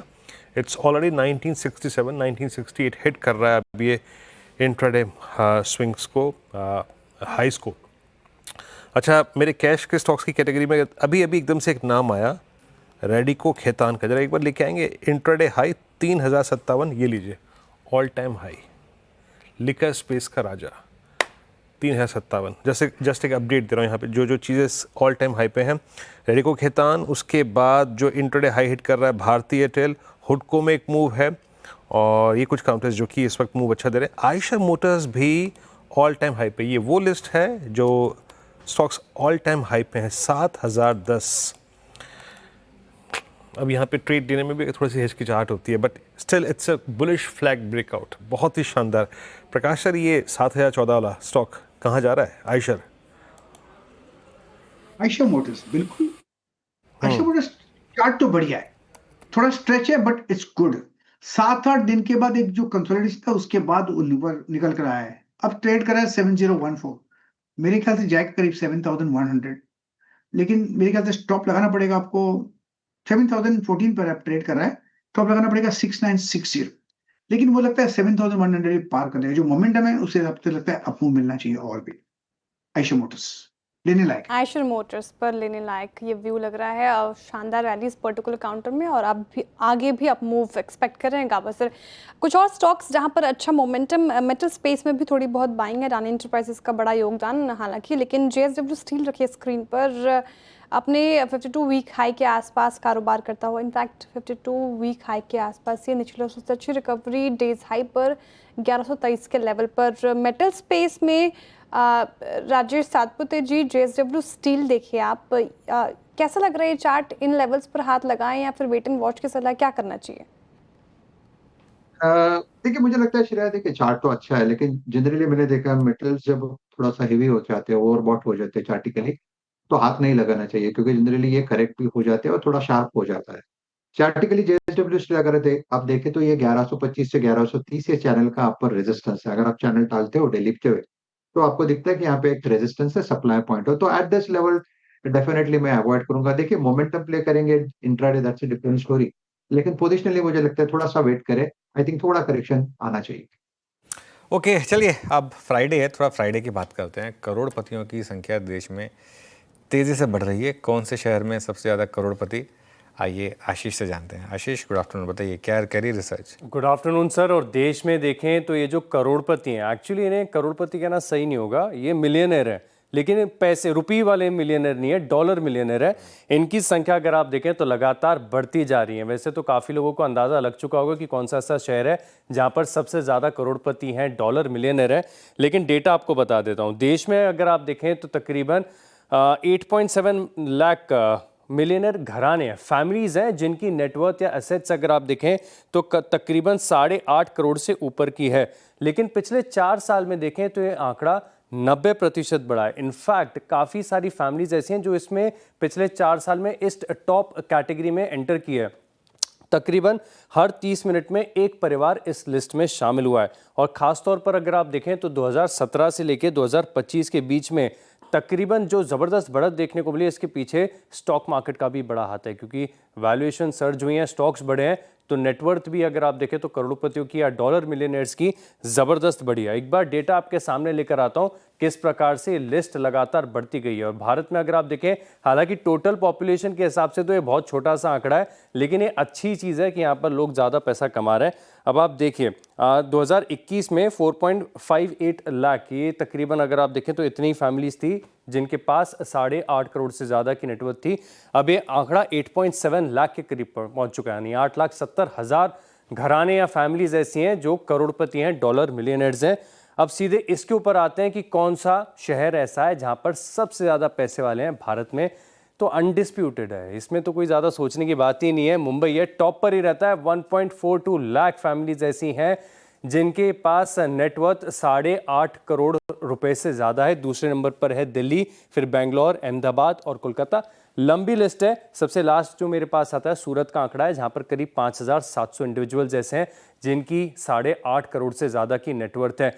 लेकिन सर ये स्टॉक मार्केट पर्सपेक्टिव से भी अगर आप देखें या मार्केट के पर्सपेक्टिव से, तो इंपॉर्टेंट इसके लिए हो जाता है क्योंकि हम कई बार सुनते हैं कि प्रीमियमाइजेशन की थीम है, प्रीमियम प्रोडक्ट्स में बेहतर मार्जिन है, यहाँ पर बिक्री ज़्यादा हो रही है, इसी कारण से हो रही है। अब आप अगर आप देखें तो कुछ और अधिक जानकारी आई है, जैसे 75% ये जो अफ्लुएंट बड़े पैसे वाले लोग हैं ये रियल डायमंड्स को प्रेफर करते हैं। और जब इनसे पूछा गया कि रियल डायमंड्स में ब्रांड कौन सा, तो सबने बताया तनिष्क यानी टाइटन, इसको फायदा होगा। इसके अलावा अगर आप देखें तो लग्जरी वॉचेस ईथॉस लिमिटेड, क्योंकि रोलेक्स की ज़बरदस्त डिमांड है इन फैमिलीज़ में। इसके अलावा गुची, एलवी जैसे जो ब्रांड्स हैं ये भी बड़े पॉपुलर नज़र आते हैं। एयरलाइंस में देखें तो एमिरेट्स ये पसंद आती है, और होटल ब्रांड और डेस्टिनेशन के लिहाज से देखें तो इंडियन होटल्स ये टॉप पर है। तो लगातार अगर आप देखें तो सर देश में जो अमीरों की संख्या है बढ़ती जा रही है। बिल्कुल, और सही कहा, मुंबई में सबसे ज़्यादा अमीर लोग हैं। दिक्कत बस एक है, आप अपना प्राइवेट जेट लेकर लैंड करते हैं 2 घंटे में, और उसके बाद घर जाने में लग जाते हैं 3 घंटे एयरपोर्ट से। तो वो इंफ्रास्ट्रक्चर की ऐसी मतलब हालत है वो यहाँ पर। खैर जो भी है, फैसिनेटिंग रिसर्च। और मुंबई नंबर 1 पर, दिल्ली नंबर 2 पर और बेंगलोर नंबर 3 पर मोर और लेस काफ़ी समय से रहे हैं, लेकिन अहमदाबाद का नंबर 4 पर होना एक काफ़ी इंटरेस्टिंग चीज़ है। कोलकाता भी ट्रेडिशनल एक अमीर शहर है वैसे, और काफ़ी इंटरेस्टिंग मज़ा आता है वैसे कोलकाता जाकर भी। और गुड़गांव ऑब्वियसली, अब गुड़गांव आई थिंक वीरू नोएडा भी होगा वैसे मेरे ख्याल से। वो नोएडा में भी होगा। मैं बताऊं गुरुग्राम नहीं है इस लिस्ट में। मैं चौंक गया था। गुरुग्राम है ना, गुरुग्राम तुमने अगर आप डाला है। देखें ना तो ये सूरत से पहले आता है। नहीं, गुरुग्राम तो है, तो गुरुग्राम तो है। गुरुग्राम का चौंकने की बात नहीं है, गुरुग्राम में तो बहुत अरे गुरुग्राम में तो रईस पार्टी रहती है। हाँ हाँ, गुरुग्राम में तो बहुत रईस है। नंबर कम है इसमें। खैर सही है। मुंबई सबसे ऊपर है ना, 22,000। नहीं इवन चेन्नई 22,800, पुणे, हैदराबाद, गुरुग्राम, सूरत। ये कोलकाता किस पर नंबर पे है रोज? अच्छा 5वें नंबर पे, 1 2 3 कोलकाता 5वें नंबर पर। हाँ हाँ राजेश जी, वेल्थ क्रिएटर्स के लिहाज से अगर आप देखा जाए तो ना, मैं कोलकाता में भी, बट राजेश जी एक कल्चर आपने देखा है कि जो अनलिस्टेड मार्केट है ना, आपने भी एक चीज़ देखी होगी कोलकाता ने, और वहाँ की मतलब मैं सुना है अनलिस्टेड मार्केट में कोलकाता का प्रचलन बहुत ज़्यादा है। ऐसा है क्या कुछ? देखिए, सबसे बड़ी कंपैरिजन की तो मैं नहीं जानता कि अनलिस्टेड का मार्केट कहाँ पे ज्यादा है, कहाँ पे कम है। ये कह सकता हूँ कि अच्छा खासा मार्केट है कोलकाता में। खास करके पिछले 2-3 साल में तो बहुत अच्छी बढ़त हुई जब से एनएसई, एनएसडीएल, एनसीडेक्स ये सब के कारोबार होने लगे अनलिस्टेड में खास करके। तो बढ़त तो हुई है। अब कंपैरिजन दूसरे शहरों से क्या बैठता है वो इस वक्त के आंकड़े मेरे पास नहीं। बड़ा अनुज, एक बात है इसमें, ये जो नेटवर्थ लोगों की ऊपर आई है ना, इक्विटी मार्केट, मिड कैप्स और रियल एस्टेट, दोनों ने अगर आप देखें आपकी नेटवर्थ में सबसे 100% मोस्ट है ना, बिल्कुल 100%। और स्टार्टअप्स, कुछ जो स्टार्टअप्स बहुत ज़्यादा चले उसकी वजह से, तो उसकी वजह से भी काफ़ी लोग ऐड हुए हैं, और ये बिल्कुल 100%। चलिए, बात करोड़पतियों की हो रही है तो आईफोन को भी इसी में जोड़ लेते हैं। आईफोन 17 की बिक्री शुरू हुई है। मुंबई, दिल्ली, बेंगलुरु के एप्पल स्टोर्स पर भी अच्छी खासी भीड़ उमड़ी है। CNBC आवाज़ के ऑफिस में भी आईफोन के दीवानों की कमी नहीं है। कंचन ने जायजा लिया कि ऑफिस में कौन कौन आईफोन इस्तेमाल करता है और कौन एंड्रॉयड पर है।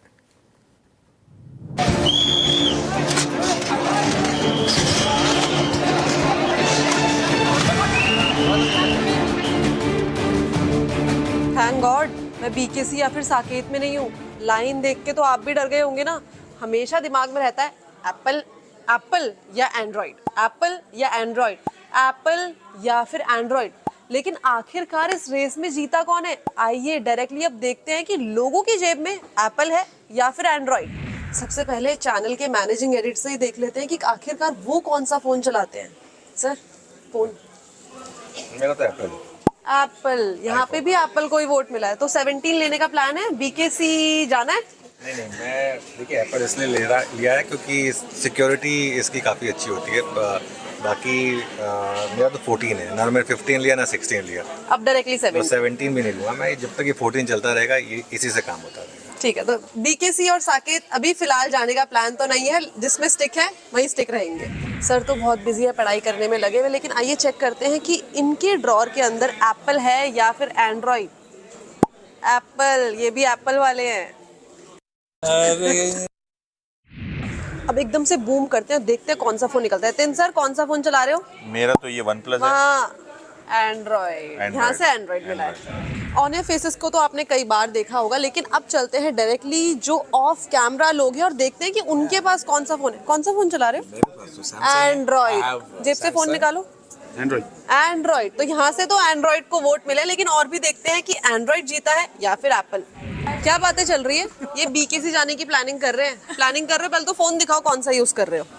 आईफोन। ये भी एप्पल है, तो बीकेसी जाने की प्लान कर रहे हो क्या? मैं यही पूछ रहा था श्रेया से कि अपग्रेड करने का प्लान है क्या? आशीष कर रहे हैं अपग्रेड वैसे। तो मुझे तो जरूरत है आईफोन। यहाँ से भी एप्पल। अब चलते हैं नारी शक्ति के पास, देखते हैं कि यहाँ से किसको सपोर्ट आता हुआ दिखाई दिया है, एप्पल या फिर एंड्रॉइड। फोन दिखाइए अपना सारे के सारे। एप्पल। कुछ लोग तो फोन में लगे हुए, लेकिन उनको भी देख लेते कौन सा फोन यूज कर रहे हो। कौन सा फोन यूज कर रहे हो? आईफोन। ओके, चलिए, तो ये थोड़ा सा जायजा लिया और मेरे ख्याल से मामला इवन स्टीवन ही होगा। वीरू, आप कौन सा यूज़ करते हैं? सैमसंग। हाँ, तो एंड्रॉयड हो गया। चार्जिंग इश्यूज है ना। हाँ, चार्जिंग इश्यूज हो गए, चेक करिए। अब ये इसमें चार्जिंग पूरे दिन चल जाती है।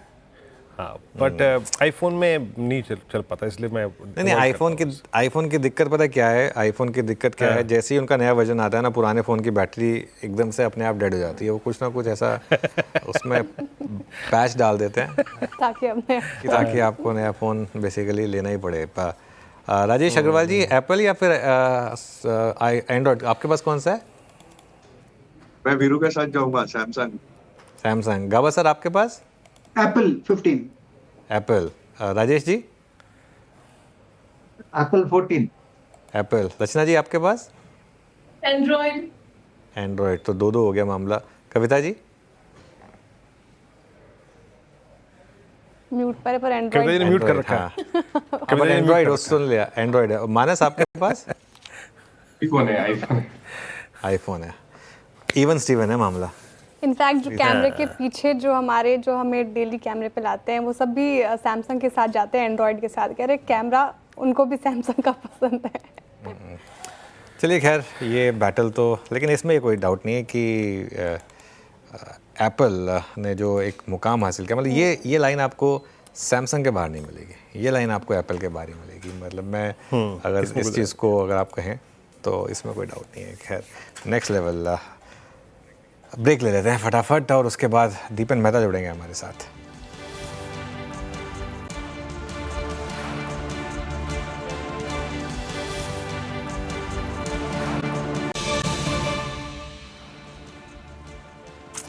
Welcome back. चलिए, दीपन मेहता हमारे साथ जुड़े हैं, उनसे बात करते हैं कि उनकी इस समय मार्केट को लेकर क्या स्ट्रेटजी है। दीपन जी, गुड आफ्टरनून। अच्छा, मार्केट पर आऊँ, हमारे बीच में एक सवाल जवाब चल रहा था कि एप्पल या एंड्रॉयड, आप कौन सा यूज़ करते हैं फ़ोन? अगर आप अनुज, मैंने ये पोल देखा आपका, काफ़ी इंटरेस्टिंग है। और मेरा एंड्रॉयड है, लेकिन मेरी वाइफ का एप्पल है, इसलिए वो क्लैश चलता रहता है अभी भी। अच्छा, चलिए ठीक है। तो बेसिकली टाई रहा मामला मार्केट में इस समय।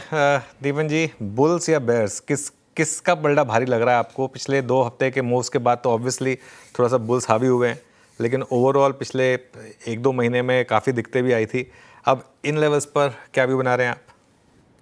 I will go with the bulls. अगर आप पोल रन कर रहे हैं फिर से, तो I would go with the bulls. और लग रहा है धीरे धीरे कि मोमेंटम बिल्ड हो रहा है, साइड काउंटर्स भी अच्छी तरीके से चल रहे हैं। जितना भी बैड न्यूज़ आना था वो आ चुका है मेरे हिसाब से। यहाँ से फेवरेबल न्यूज़ ही आना चाहिए। We should be looking at improve consumer spending. Monsoon अच्छा है, मैंने एग्रीकल्चर सेक्टर अच्छा चलना चाहिए, रूरल डिमांड भी बढ़नी चाहिए। इंटरेस्ट रेट का कट हो चुका है इंडिया में, जीएसटी कट आ गया है, और मेरे ख्याल से जो ट्रिगर आएगा for the market to go all time high is a Indo US trade deal. अगर वो हो जाती है तो सेंटिमेंट बहुत सुधर जाएगा and we would see the market scaling to new highs. पैसा भी आ रहा है और फंडामेंटल्स भी धीरे धीरे इम्प्रूव हो रहे हैं। ओके, गुड आफ्टरनून दीपन जी। पैसा भी आ रहा है, फंडामेंटल्स भी धीरे धीरे इम्प्रूव हो रहे हैं और आप काफ़ी पॉजिटिव लगे आप मार्केट को लेकर।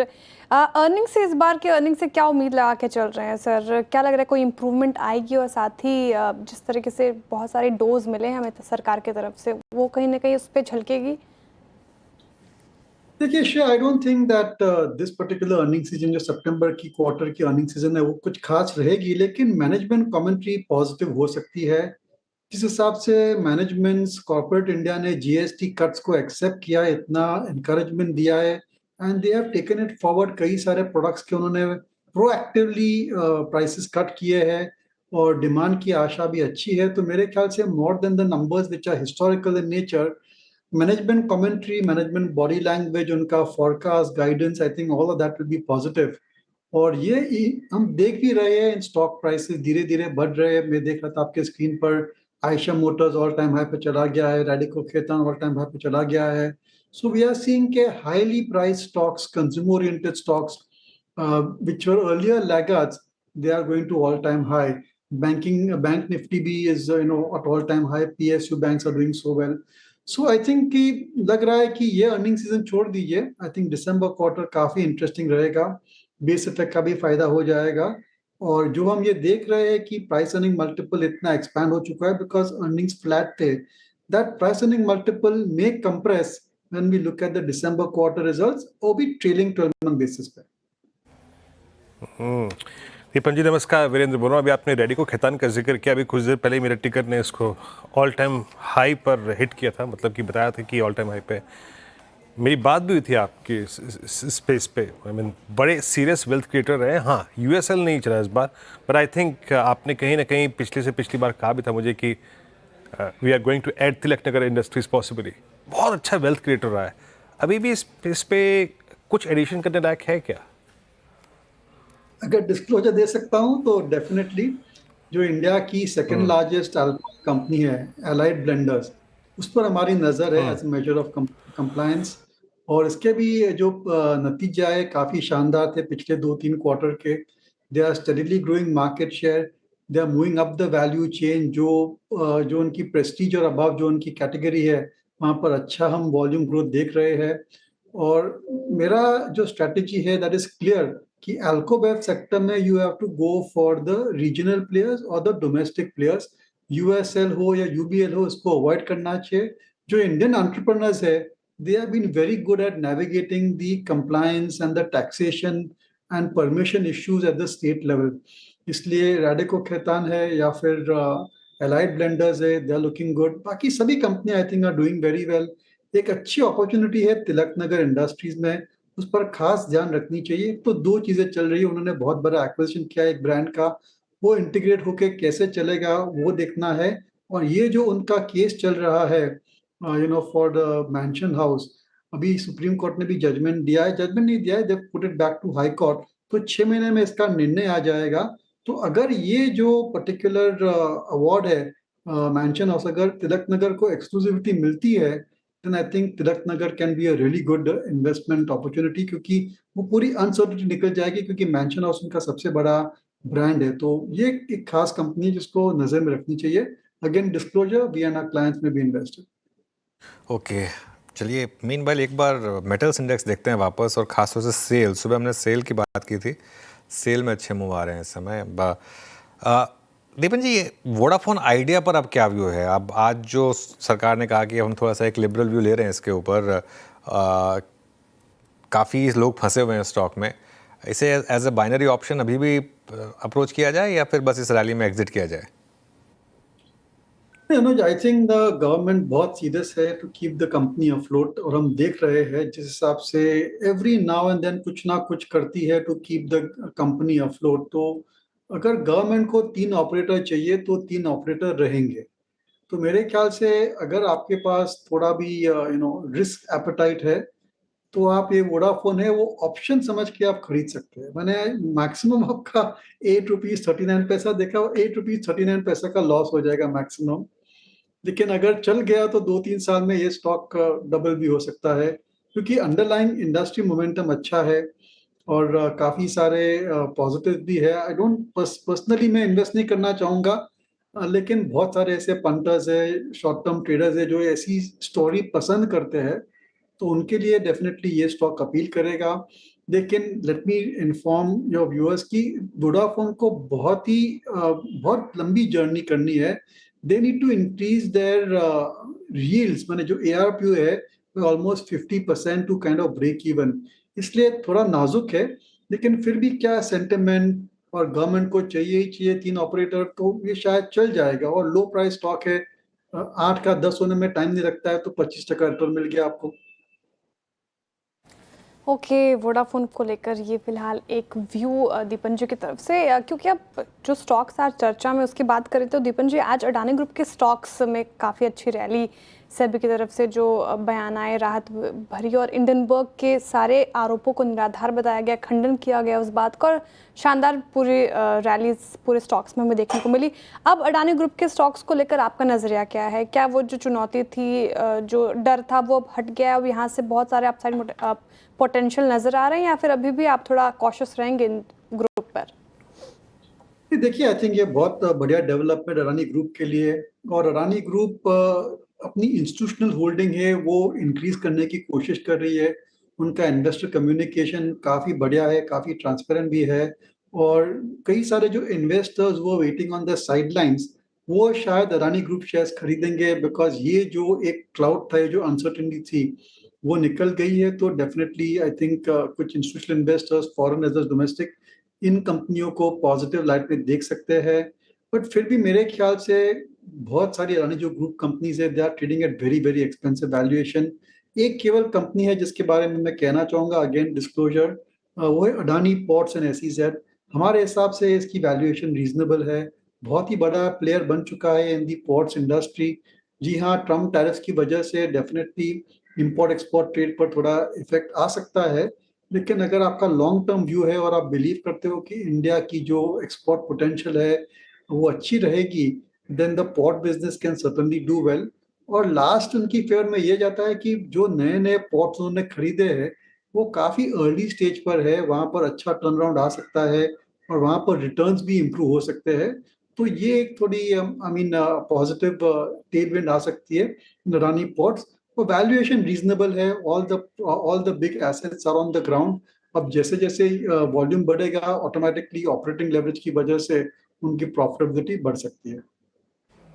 दीपन जी, आखिरी प्रश्न आपसे यहाँ पे, ये वाइट गुड सेगमेंट में क्या अभी कोई आपके पोर्टफोलियो में है या फिर कोई सोच इन स्टॉक्स पे? आई मीन समर्स में क्योंकि इस बार बारिश काफ़ी पहले से स्टार्ट हो गई तो शायद उतने वॉल्यूम्स जनरेट नहीं हो पाए, लेकिन कहा जा रहा है कि जिस प्रकार की रेन थी इस बार सेंट्रल इंडिया में, नॉर्दर्न इंडिया में ठंड काफ़ी होगी, तो एक और पोर्टफोलियो अगर आप देखें इनका जो कि अच्छी डिमांड में होगा, जो हीटर्स और गीजर्स का होता है, आपका व्यू क्या कहता है? कोई वाइट गुड सेगमेंट का स्टॉक है आपके पोर्टफोलियो में इस वक्त? नॉट रियली वीरेंद्र, मैंने वी नो द स्टोरी, अच्छी स्टोरी है, air conditioners long term growth play अच्छा है, लेकिन stocks are very expensive.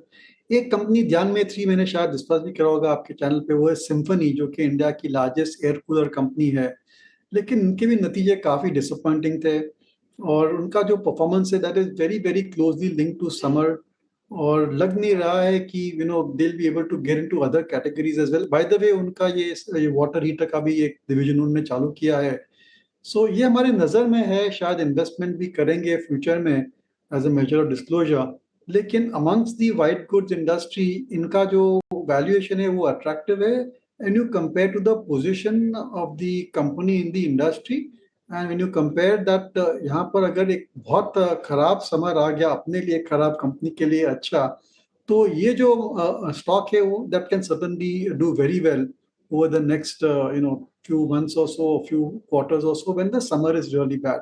Valuation ठीक है, that's all. Air conditioning companies में हमारा प्रेफरेंस ब्लू स्टार पर है, काफी बढ़िया उन्होंने प्रदर्शन दिखाया as far as market share gains are concern in the room air conditioning segment, और उनका जो बेसिक प्रोजेक्ट बिजनेस है वो स्टेबल है, और वैल्यूएशन थोड़े महंगे हैं, बट देन परफॉर्मेंस काफी अच्छा रहा है इस कंपनी का पिछले कुछ सालों में as compare to Voltas. Shri Deepan ji, बहुत बहुत शुक्रिया आप इस कार्यक्रम में शामिल हुए, सभी स्टॉक्स पे, इंडस्ट्रीज पे, सेक्टर्स पे प्रिया रखे आपने, बहुत बहुत शुक्रिया, have a nice weekend sir. Anuj, हमने 25,300 को डिफेंड किया और 25,400 300 ठीक उसके बीचों बीच निफ्टी बैंक थोड़ा सा ड्रिफ्ट हुआ। आज क्या अप्रोच रखे मंडे के लिए?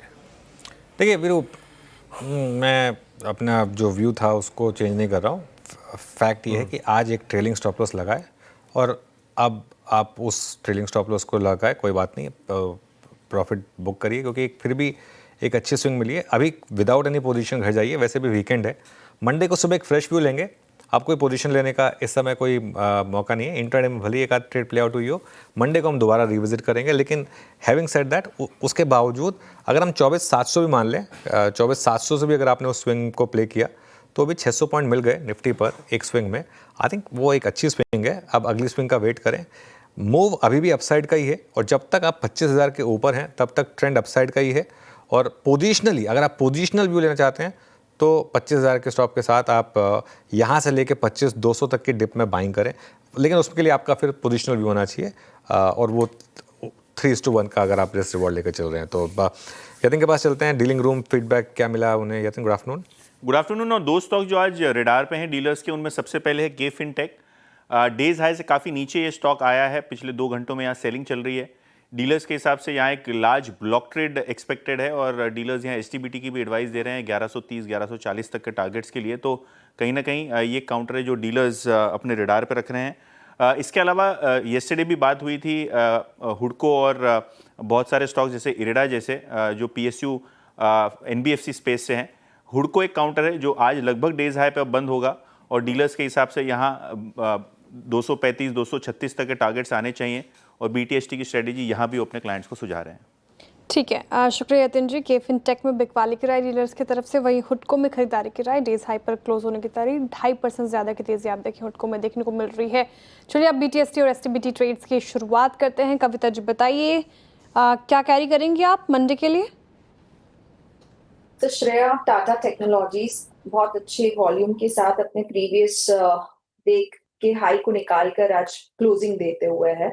इवन पिछले 4 दिन की एक कंसोलिडेशन से बाहर आते हुए 744 के प्रोजेक्शन दिखता है, 744, 750 अंटिल ये काउंटर 715 के लेवल के ऊपर है टाटा टेक का buy trade base. Tata Tech Kavita ji की तरफ से ट्रेड आती हुई। रचना जी आप क्या कैरी कर रही हैं मंडे के लिए? जी, मेरी तरफ से यूनियन बैंक रहेगा जो कि अभी 140.6 पे ट्रेड कर रहा है फ्यूचर्स पे। हम इस पर एसएल लगाएंगे 139 पे और हमारा टारगेट होगा 143 और 144। Okay, union bank. माना साहब का ट्रेड? तो देखिए अभी सस्ता ऑप्शन में मैंने गोदरेज प्रॉपर्टीज की बात की थी, तो BTST में गोदरेज प्रॉपर्टीज के फ्यूचर में भी खरीदारी की जा सकती है। 2150 के आसपास इसके फ्यूचर चल रहे हैं। स्टॉप लॉस आपको 2124 का लगाना है और टारगेट 2200 के सेट करने हैं।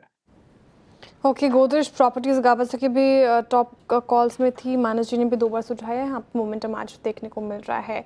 राजेश सातपति जी बताइए क्या कैरी करेंगे सोमवार के लिए? चलिए देखिए, मैं MCX को लेके जाऊंगा। मुझे लगता है यहाँ पे जिस तरह से परसों एक ब्रेकआउट था, उसके बाद कल का दिन, आज का दिन, जिस तरह से कैंडल स्टिक्स है, यहाँ पे मोमेंटम कंटिन्यू होगा। प्रोबेबली ये नेक्स्ट वीक के लिए वेट कर रहा है।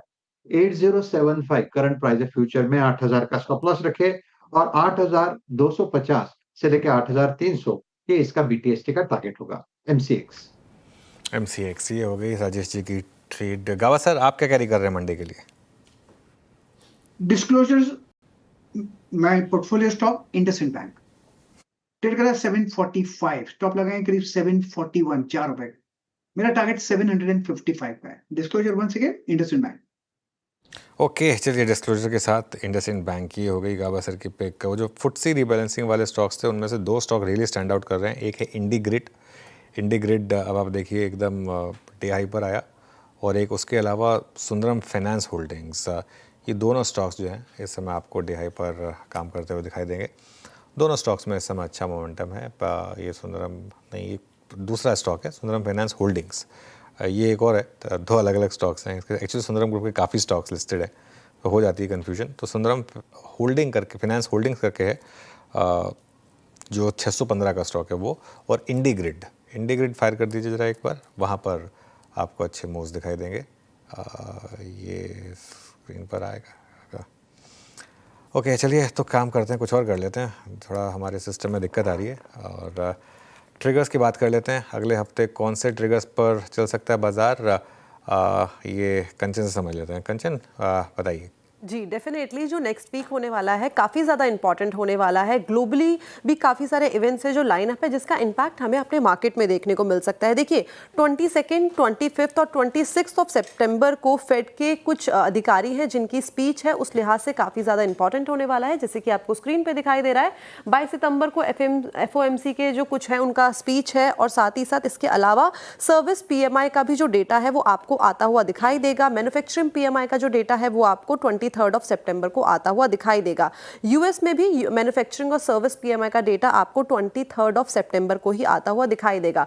अगर बाजार के लिहाज से बात करी जाए तो यहाँ पे पिडिलाइट इंडस्ट्री का बोनस शेयर आने वाला है 1:1 में, और साथ ही साथ टाइम टेक्नोप्लास्ट का भी 1:1 में आपको बोनस शेयर जो है वो आता हुआ दिखाई देगा। आगे बढ़ते हैं, 24 सितंबर की सीधे बात कर लेते हैं। यहाँ पे बैंक ऑफ जापान का जो कोर CPI का डेटा है आपको इसी दिन दस्तक देता हुआ दिखाई देगा, और साथ में अगर यूएस की बात करी जाए तो यहाँ पे जो न्यू हाउस सेल्स का डेटा है वो भी आपको 24 ऑफ सितंबर को आता हुआ नजर आएगा। 25 सितंबर की अगर बात करी जाए तो यहाँ पे जो जापान की मॉनेटरी पॉलिसी है उसके मिनट्स आने वाले हैं, उस लिहाज से काफी ज्यादा इंपॉर्टेंट ये इवेंट होने वाला है। अमेरिका के जो जॉबलेस क्लेम का डेटा है वो इस दिन आने वाला है, साथ में अमेरिका की GDP का डेटा और घरों की बिक्री के जो आंकड़े हैं वो भी 25 सितंबर को दस्तक देंगे। आगे बढ़ा जाए 26 सितंबर की अगर बात करी जाए तो यहाँ पे इंडियन बैंक की जो लोन और डिपॉजिट ग्रोथ है उसका डेटा आने वाला है, और साथ में जो फॉरेन एक्सचेंज का डेटा है वो भी आपको 26 सितंबर को आता हुआ दिखाई देगा। तो इकोनॉमिक वे में देखा जाए तो काफ़ी सारे की इंपॉर्टेंट ट्रिगर्स हैं जो बाजार में जिसकी नज़र रहेगी। शुक्रिया कंचन, नेक्स्ट वीक के ट्रिगर्स बताने के लिए बहुत शुक्रिया। चलिए अब आगे बढ़ते हैं। और मैं कुछ देख रही थी, श्रीराम फाइनेंस एक बार रखिए स्क्रीन पर। गाबा सर, ये पिक थी ना सुबह आपकी श्रीराम फाइनेंस, या फिर कल आपने सुझाया था, अभी कैसा लग रहा है इस स्तर पे? 1% की तेजी के साथ डेज हाई के आसपास ही क्लोज होने की तैयारी कर रहा है फिलहाल 633 के लेवल पर। क्या किया जाए यहाँ पर? आज थी अब तक ये मुझे बाय मोड पर लगता है। श्रीराम फाइनेंस 633 के आसपास ट्रेड करता है। 630 का स्टॉप लगाना चाहिए, ज्यादा नहीं। 631 भी चल जाएगा। मुझे लगता है 650 660 ये एक पॉसिबिलिटी वहां तक जा सकता है, क्योंकि इसका हायर टाइम फ्रेम का चार्ट देखेंगे श्रीराम फाइनेंस को, उसमें एक एनकरेजिंग रिजल्ट आने की संभावना है। अच्छा, मैं एक स्टॉक रखना चाहूँगा आपके स्क्रीन पे। Look at Hyundai। इस पर नज़र नहीं गई, लेकिन एट 2828 28 पे ये अपने करियर हाई पे क्लोज होता हुआ आज 4% की मजबूती और एक वर्टिकल राइज दिया इस स्टॉक ने इस सेकंड हाफ में। मई में इसका भाव था 1797, लिस्टिंग थी इसकी आप समझिएगा कि अक्टूबर की, और अब 2817 में। क्या वेल्थ क्रिएटर रहा है। और आई थिंक ऑटो में इसको हम, since it's not a part of derivatives, तो हम बहुत उल्लेख नहीं करते, बट शानदार मूव यहाँ पे। चलिए बात करते हैं अब सप्ताह अंत की, वीकेंड की। वीकेंड में आपके पास देखने के लिए क्या क्या है सिनेमा घरों में या फिर OTT प्लेटफॉर्म पे? राजेश जी बताइए, इस हफ्ते क्या क्या देखने को मिलेगा नया? वीरू जी, वीकेंड पे आऊं उससे पहले अभी आप हुंडई की चर्चा कर रहे थे, तो मैं जस्ट 1-2 सेकंड बोलना चाहूंगा कि कल, वैसे तो मैंने पहले भी कई बार दिया है, बट कल सास बहू में SBS पिक्स में हमने हुंडई मोटर ही दिया था। एनीवेज, अब OTT की बात किसका की कमाल जाती है? ये कमाल किसका है? ये सास बहू का या आपका कमाल है? सॉरी, नहीं, कमाल किसका है? ये आपका कमाल है या सास बहू का कमाल है? नहीं, ये फिर अगली बार से वही दोहराया जाएगा। सास बहू का कमाल है। वो आशीष सुन रहे होंगे इसलिए मैं कह रहा हूँ। चलिए बताइए आपकी आज मतलब OTT पे क्या देखें? देखिए, OTT पे अगर आ जाए तो पहले थिएटर पे अगर आए तो 3 मूवीज रिलीज हो रही हैं। जॉली LLB 3, जो कि एक फ्रेंचाइजी टाइप सीरीज बन गई है, और हमारे हिंदुस्तान में ऐसा रहा है कि जो फ्रेंचाइजी सिस्टम्स जो आते हैं ना, बाद में जो पहला बहुत अच्छा आता है, दूसरा थोड़ा सा अच्छा आता है, तीसरे चौथे तक वो एकदम बर्बाद होने लगता है। वैसे ही मुझे ट्रेलर देख के ऐसी कोई बहुत एक्साइटमेंट हुई नहीं है। हालांकि इसमें अक्षय कुमार, अरशद वारसी, सौरभ शुक्ला तीनों हैं जो अच्छी कॉमेडी कर सकते हैं। इसके अलावा अजय है जो एक पॉलिटिकल ड्रामा है, उसमें भी कोई विशेष कास्टिंग है नहीं। परेश रावल, पवन मल्होत्रा, अनंत जोशी है।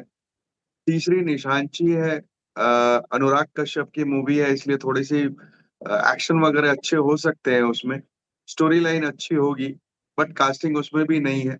तो मुझे नहीं लगता कि ये तीनों हॉल में जाने लायक है। OTT पे जब आएगा तब देखेंगे। कल आशीष जी ने एक मराठी मूवी का जिक्र किया था SBS में, दशावतार की, जो पहले मुझे पता नहीं थी। बाद में मैंने उसे थोड़ा सा गूगल वगैरह किया तो स्टोरी लाइन वगैरह मुझे बहुत शानदार लगी। हालांकि कलकत्ता में कहीं भी रिलीज हुई नहीं है, बट बॉम्बे वाले दर्शकों के लिए अगर कहीं हो तो इसे बिल्कुल देखें। अब OTT पे अगर आए तो बहुत शानदार सप्ताह कहूंगा, क्योंकि 2 बहुत बड़ी सीरीज कही जा सकती है। पहली तो द बैड्स ऑफ बॉलीवुड है, जो आर्यन खान, जो शाहरुख खान साहब के सुपुत्र हैं, वो उन्होंने डायरेक्ट करी है रेड चिलीज के बैनर के अंडर में। एक बॉलीवुड की असल चेहरा दिखा रहा है कि कैसे एक इंडस्ट्री आउटसाइडर है और एक जो स्टार सन्स और स्टार डॉटर्स है, उनके बीच का स्ट्रगल, किस तरीके से मूवीज बनती है वगैरह। तो इसमें कुछ आर्टिस्ट हैं, जैसे लक्ष्य है, जुगल है, उसके बाद मोना सिंह है, साथ में बॉबी देओल है, कुछ बड़े स्टार्स की स्पेशल अपीयरेंस भी है। मुझे लगता है ये बिल्कुल देखनी चाहिए, ये पहली पसंद रहेगी। उसके बाद द ट्रायल है, जिसका सीजन 2 आ रहा है। काजोल जो पिछली बार भी जिशु सेन गुप्ता के साथ थी और बहुत अच्छी बनी थी, मुझे उम्मीद है ये भी बहुत अच्छी बनेगी। 2 अच्छे एक्टर्स, खास करके बंगाल के काजोल और जिशु सेन गुप्ता है, तो हमारी एक्साइटमेंट और भी बनी हुई है। तीसरी महा अवतार नरसिम्हा जो रिलीज हुई थी और जिसको किसी को उम्मीद नहीं थी कि एक बहुत बड़ी हिट हुई थी थिएटर्स में, उसकी ओटीटी रिलीज है।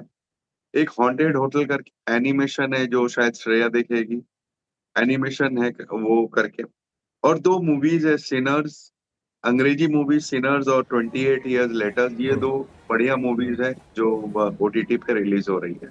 चलिए, बहुत कुछ है देखने लायक सिनेमा और ओटीटी पर।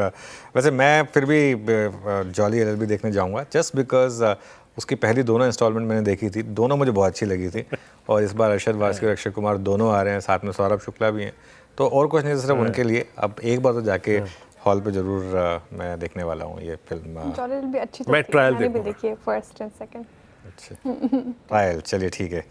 चलिए आप बिल्कुल अभी काम करते हैं, आखिरी के 5 मिनट बचे हैं, क्विकली से पंचनामा का टीजर कर लेते हैं अगर टाइम है हमारे पास तो। श्रेया बताइए क्या सवाल है। पंचनामा में ऑब्वियसली अडानी ग्रुप के स्टॉक्स पे काफ़ी सवाल है और जो मैंने स्कैन किया था अडानी पार पे रोहित श्रीवास्तव जी पूछ रहे हैं 598 की इनकी खरीदे, कह रहे हैं कि शुड आई बुक प्रॉफिट और होल्ड और ऐड फॉर शॉर्ट टर्म, क्या करना चाहिए इनको अडानी पार में? कितने की खरीदेंगे? इनकी 598 की 598। वाह, देखिए ये कमेंट अडानी पे नहीं है, लेकिन जनरली अगर आप कोई भी स्टॉक ले 598 पर और उसमें इस तरीके का मूव आए 718 पर, तो उसमें आप बने रहें क्योंकि मार्केट कुछ सेंस कर रहा है यहाँ पर। और एक ट्रेलिंग स्टॉप लॉस के साथ अपना व्यू रखें क्योंकि अब ये स्टॉक जाने को वापस 1000 भी हो सकता है। तो आज का जो लो था करीब करीब 665, वो मेरे ख्याल से एक ठीक ठाक स्टॉप लॉस होगा क्योंकि उसके हिसाब से कैरी करें इसे।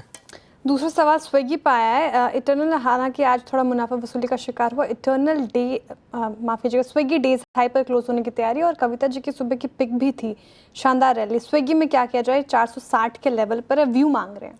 देखिए स्विगी में बहुत कुछ बदला है, लेकिन अभी भी मेरा ये मानना है कि इस क्वार्टर के नंबर्स में अगर उन्होंने फिर लॉस दिखा दिया बड़ा वाला तो ये रैली पंक्चर होगी फिर। लेकिन स्विगी ने अपने प्लेटफॉर्म में सुधार जरूर किया है। I think as a user I can say that, देख कर लगता है। और एक कहीं ना कहीं कॉम्पिटिटिव जो इंटेंसिटी थी वो भी ख़त्म हुई है। आप देखें, अगर आप चाहे स्विगी, आप जेप्टो ऑर्डर करके देखें, ब्लिंकिट ऑर्डर करके देखें, आपको वो डिस्काउंट डील्स नहीं मिलती। और ये हर कोई रेन फीस, सर्च फीस, सूखा पड़ा होता तब भी रेन फी लगा देते हैं। मतलब तो ये मतलब आप हाई डिमांड सर्च फी, ये मतलब किसी भी टाइम में मिनिमम 300 ऑर्डर करना ही है तभी। तो ये जब कंपनियों के पास प्राइसिंग पावर आने लगती है ना, तब कंपनियां कर पाती हैं इस तरीके से। तो इस वजह से आई थिंक सेंस है, लेकिन ये वाला जो क्वार्टर होगा ना, ये इनके लिए मेक और ब्रेक क्वार्टर होगा। ओके, आप मैक्सिमम क्वेश्चंस 2:35 पर 3:35 पर सोशल मीडिया प्लेटफॉर्म्स पर CNBC आवाज़ के सभी हम एड्रेस करेंगे। और बस 2.5 मिनट रह गए हैं क्लोजिंग को, और क्लोजिंग अब देखें तो कैसी रहेगी वो तो बिग वॉल पर समझेंगे आपके, लेकिन ज़्यादातर आप देखें थोड़ा आज थका market, no doubt in it. कैसी लग रही है क्लोजिंग की तरफ बढ़ें तो? नहीं देखिए श्रेया, मार्केट में अभी भी शॉर्ट नहीं ट्रिगर हुआ है। और आई थिंक अगर बहुत लोग होंगे जिन्होंने इस डिप को बाय भी किया होगा, उसमें भी कोई बुराई नहीं है। ओनली रीज़न इज़ कि अब वीकेंड आ रहा है, वीकेंड के बाद मंडे को आराम से एक व्यू लिया जा सकता है। वैसे मंडे को मैं कोशिश करूँगा, लेकिन शायद मोस्ट लाइकली मैं मंडे को ना जुड़ पाऊँ। हमारा एक बड़ा इवेंट मंडे को होने वाला है और फाइनेंस मिनिस्टर उसमें चीफ गेस्ट होंगी। ये नेटवर्क का पूरा इवेंट है हमारा, GST रिफॉर्म्स रीलोडेड। आप कुछ टीजेस देख ही रहे थे RHS पर, और अगर कोई एक आध टीज़ हो तो दिखा दीजिएगा। तो मंडे को हम एक बड़ा इवेंट करने वाले हैं, उस पूरे दिन आपके लिए कुछ ना कुछ नया लेकर आएंगे उसमें, तो जुड़िएगा जरूर हमारे साथ। चलिए खैर, स्क्रीन पर चलते हैं और मार्केट की क्लोज देख लेते हैं। और यहाँ पर देखिए ये वाला इवेंट है जिसकी हम बात कर रहे हैं।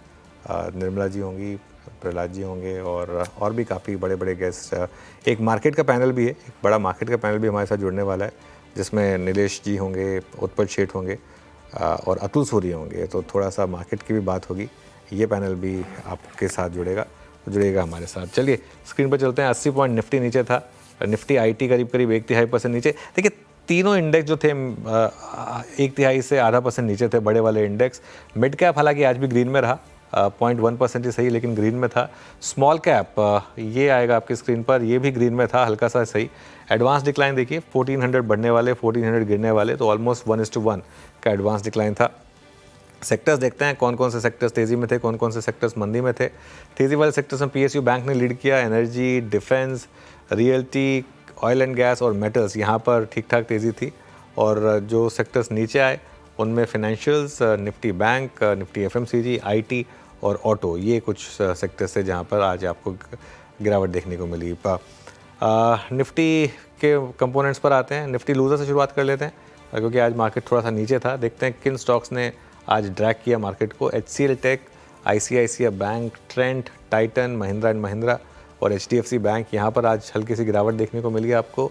और अगर गेनर्स पर आएंगे तो गेनर्स में सबसे ऊपर Adani enterprises, SBI life, Adani ports, IndusInd bank, SBI और श्रीराम फाइनेंस। चलिए फाइनली एक हफ्ते का अंत हुआ और एक weekend to look forward to.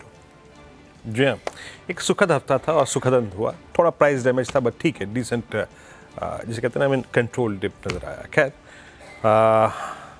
आज के लिए इतना ही। और कोई अगर आपका सवाल हो तो ज़रूर पूछें। छोटे से अंतराल के बाद CNBC आवाज़ के सभी सोशल मीडिया प्लेटफॉर्म पे शेयर अनुज के साथ आपसे फिर होगी मुलाकात सोमवार की सुबह मॉर्निंग कॉल और मुनाफे की तैयारी। तब तक के लिए नमस्कार।